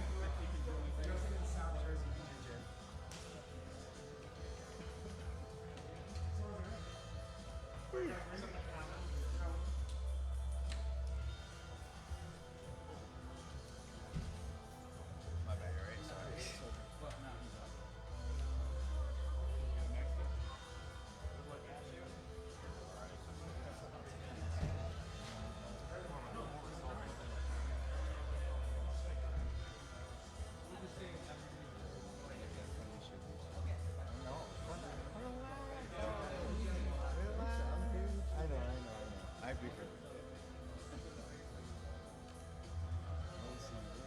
I know the Trotter. I want to win. I'm tired of losing. This ever like straight matches are okay.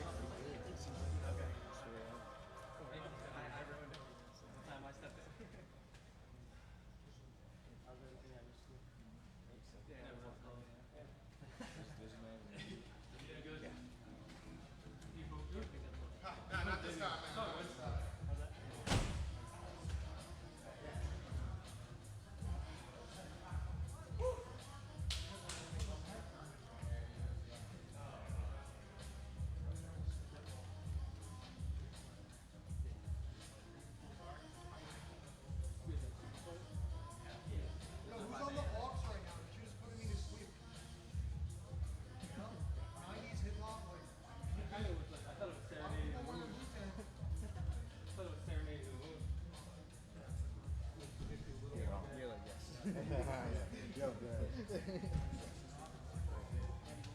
I agree.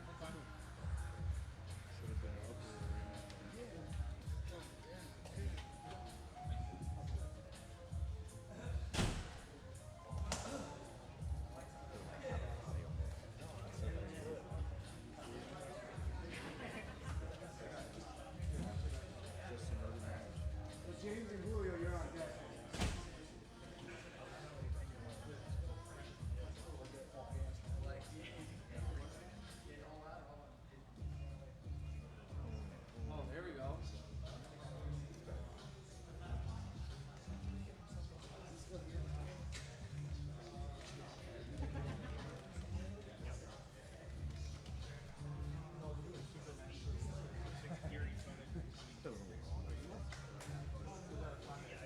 I'll be back home like that's why I wasn't just come later. Have a ride until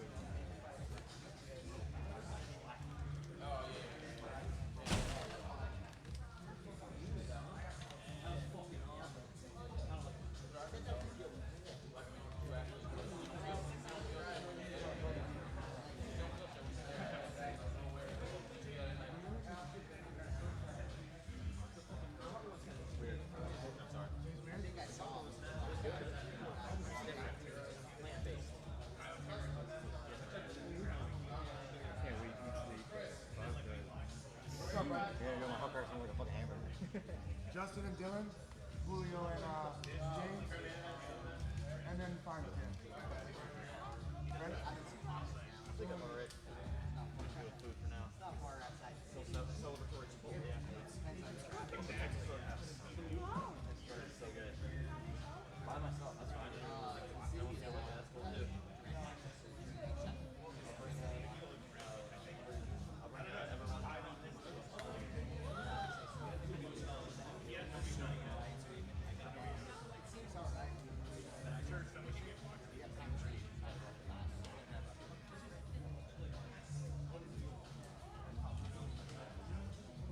There's just at the end of my name.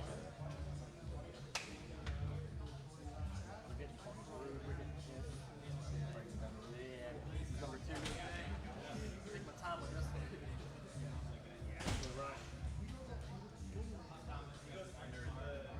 I was going down there once a week. The knee on the belly. Slide up. So you cut, he's on a turn grade, you pump to the back, rear naked, chuck to the body. The best 27 seconds match to SOGI and these two like super whatever I see.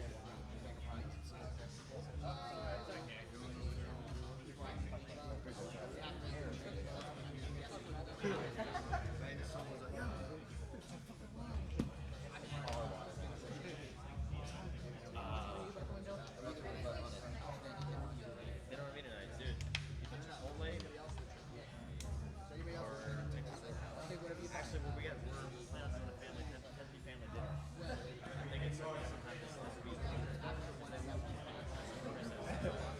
Kimmy's birthday.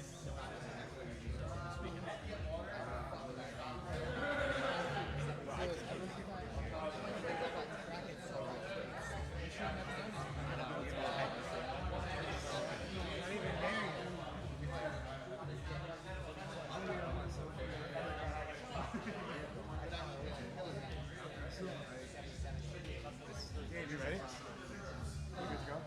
Yeah. Brandon, you good? Evan, you're good? Justin and Dylan? What?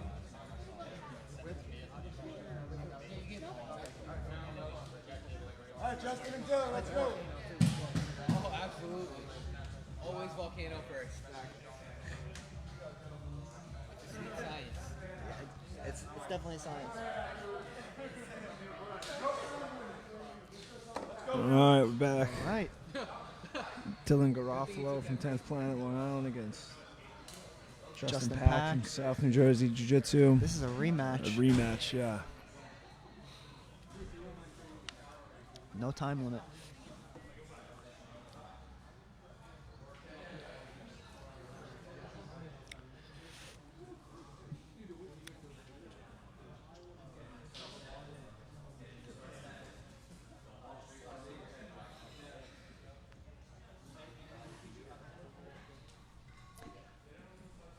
Tell you, Dylan is tough as nails. He's training multiple times a day. Young guy, but Yeah, I heard him say he was doing 4 days at one point. You got to be young to handle that. yep, definitely.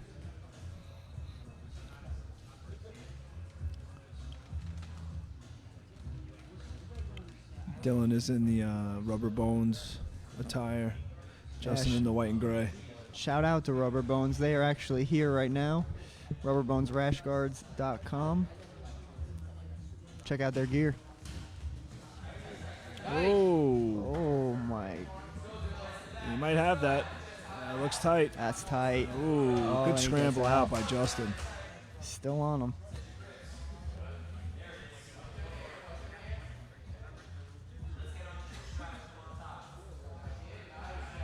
Nice escape.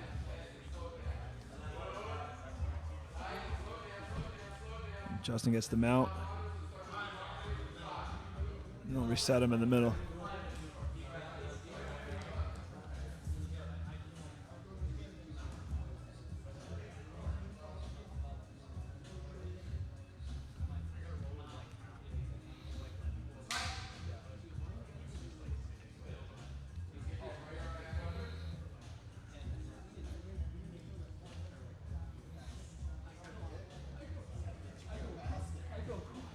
Justin working out of the mount now.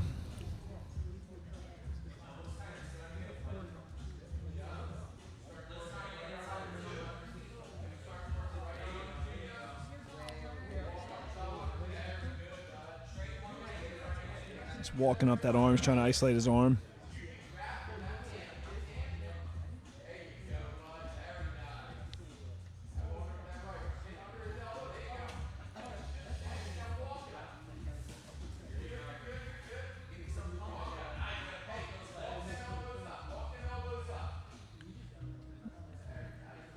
Justin's trying to isolate one of those arms. He's going back from left and right, walking up those arms, trying to bring Dylan's arm up, isolate for an arm triangle, maybe open up an S mount.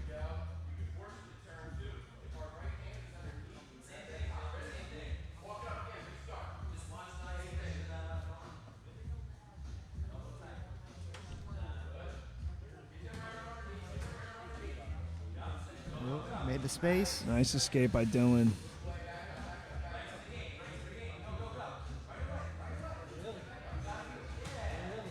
Ooh, very nice pass. Got that underhook in there quick with the knee cutter.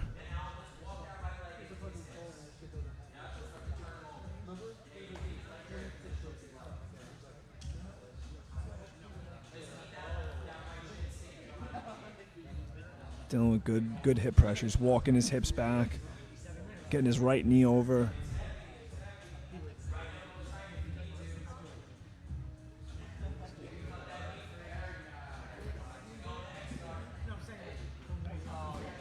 Justin the next guard now.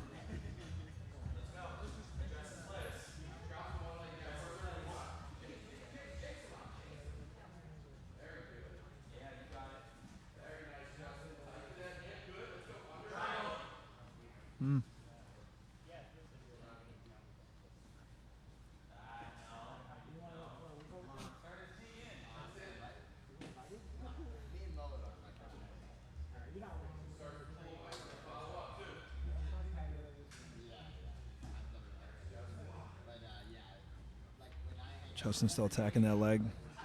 Oh, Dylan gets in his steamer lock. Quick tap.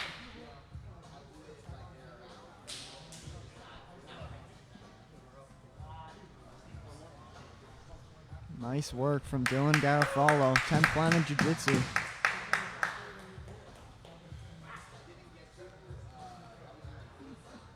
We got James Hazeman against Julio Richie now.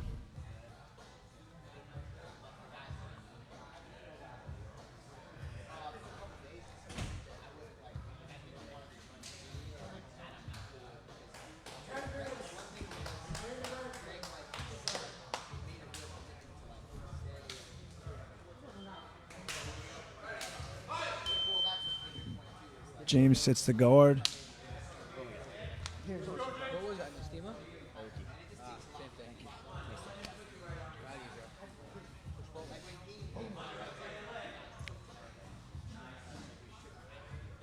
James doing triple duty today. He was coaching, doing commentary, and competing. James does it all. James actually came in for a float yesterday right after his massage, so should be nice and relaxed for his fight.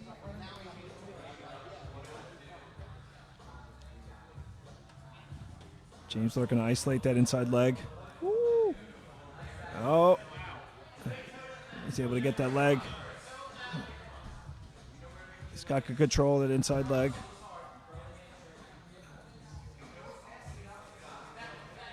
Passes it back over. He's going for the inside. Breathe. He's going to look for a straight ankle lock maybe. Inside heel hook. Keep fighting that hand. His hand to his chest. Breathe. Okay. Breathe.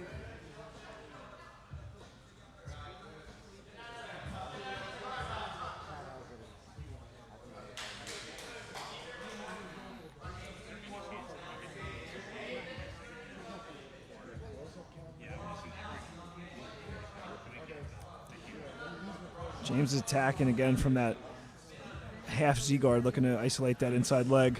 And he gets right back to it. That foot is deep. Straight ankle lock.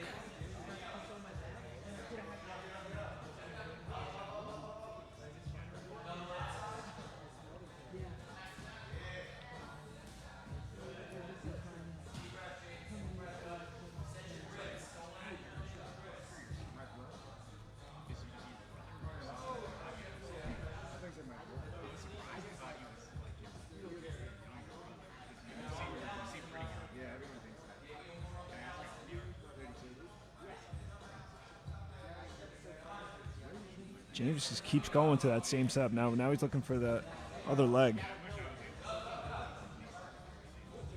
Got that 2-on-1. He's going to sit, try and get that leg over high. Yep, it's high on the thigh now.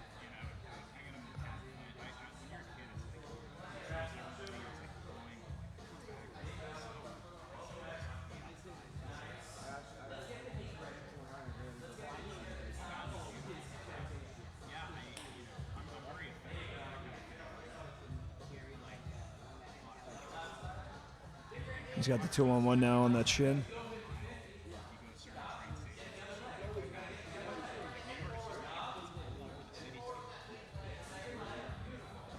Now he's got both legs. Good defense, though. Yeah. Julio is really savvy, defending well.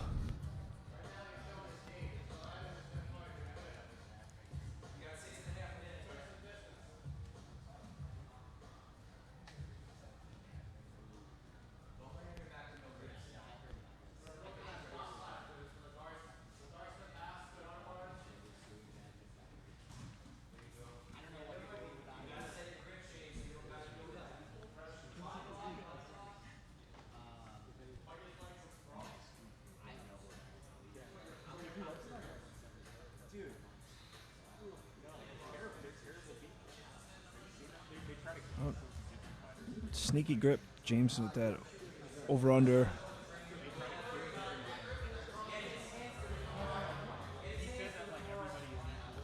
Two on one from James.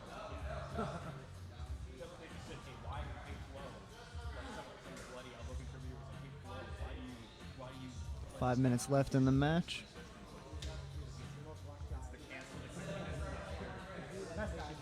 James is sticking with the same attack. He's had success getting in on this and isolating that leg. Yeah, he's been getting pretty close on it. Well.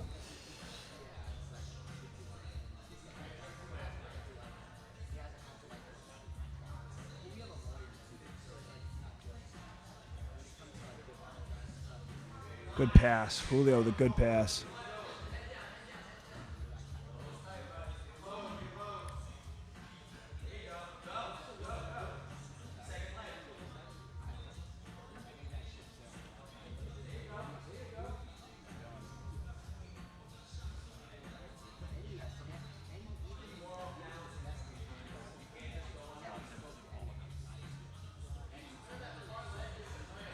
James in that like 93 guard again.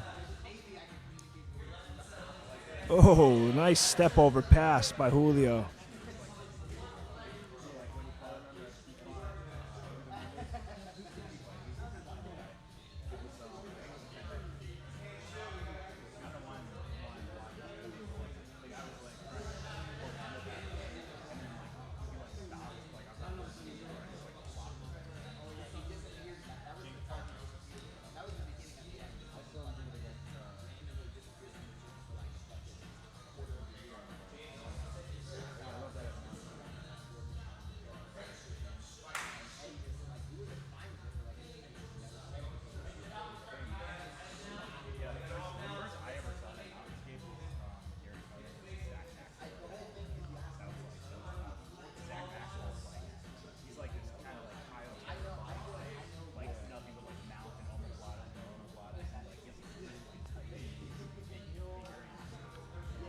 James doing a good job framing with that left hand. He's not letting Julio settle on him and get his weight on him. Yeah, he hasn't really let Julio settle the whole match.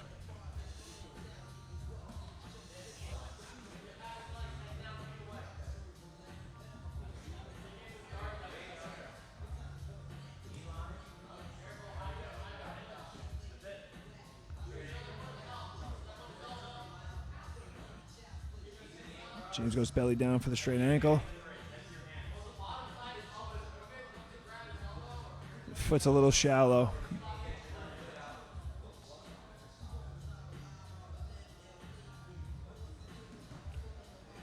Good defense again. Julio's defending really well.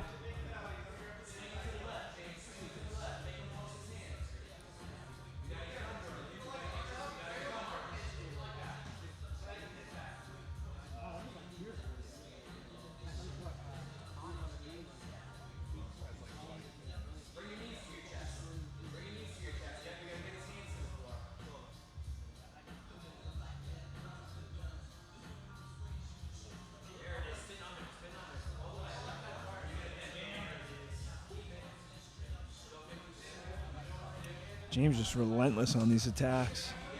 He's constantly transitioning from one leg to the next. He's not letting Julio settle or get a game going. He's constantly keeping him on the defense. Good job by Julio. Good pressure. Head position to stop those hips.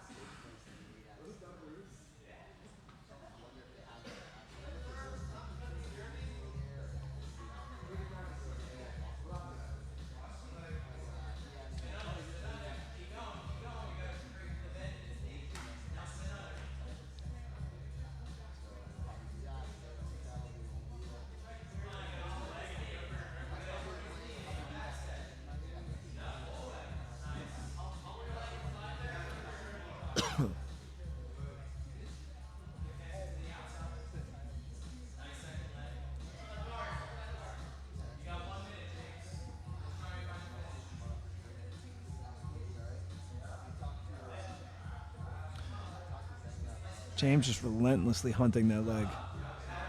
He's had Julio in trouble a couple times, but he's just defended really well. Julio's been savvy, but it's kept Julio from being able to implement his own game.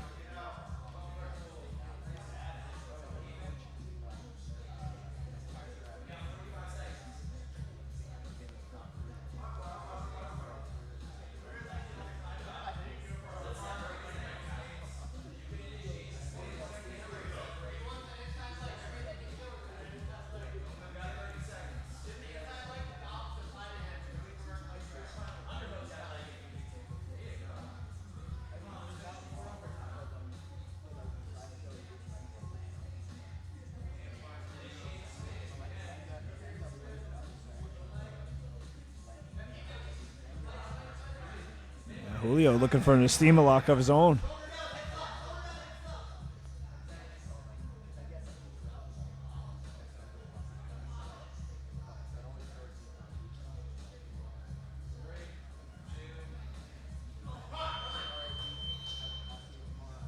And we're going to overtime.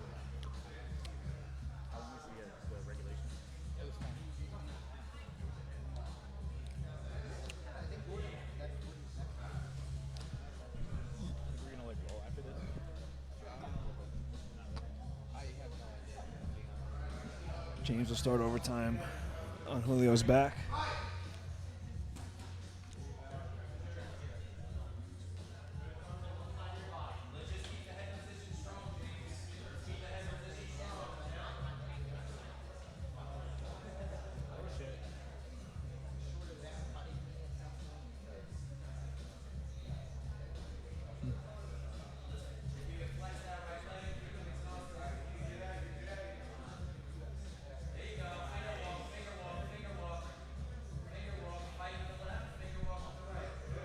James got good control of the far side hand. He's got the other arm trapped with his leg.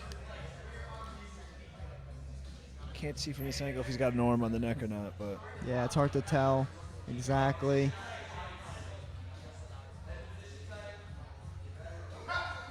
James gets the tap.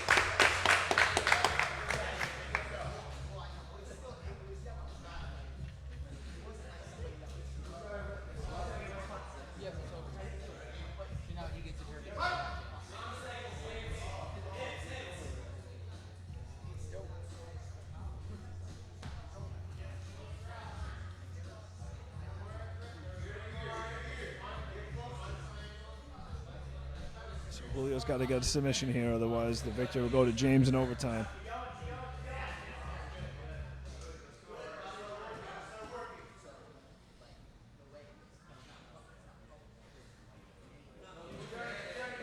And James gets the escape. Out.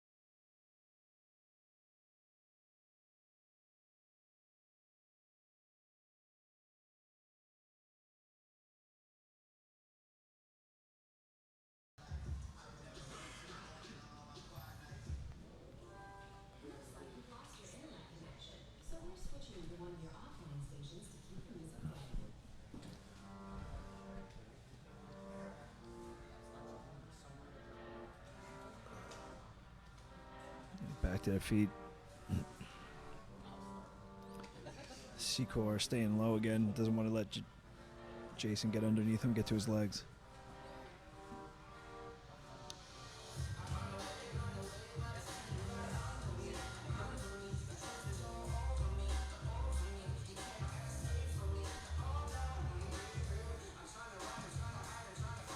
Rael inverting. Jason He's trying to digging for isolate that that leg. far side leg. He's going to triangles the feet. And he gets to that leg. And he gets the tap. Wow.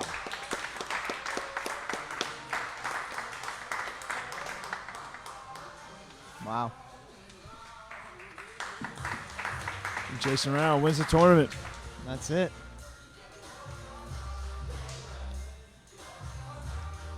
I He mean, gets a big ass medallion and some cash. I mean, the whole day, Jason was relentless, very composed. And that's it, guys. That's the end of the tournament.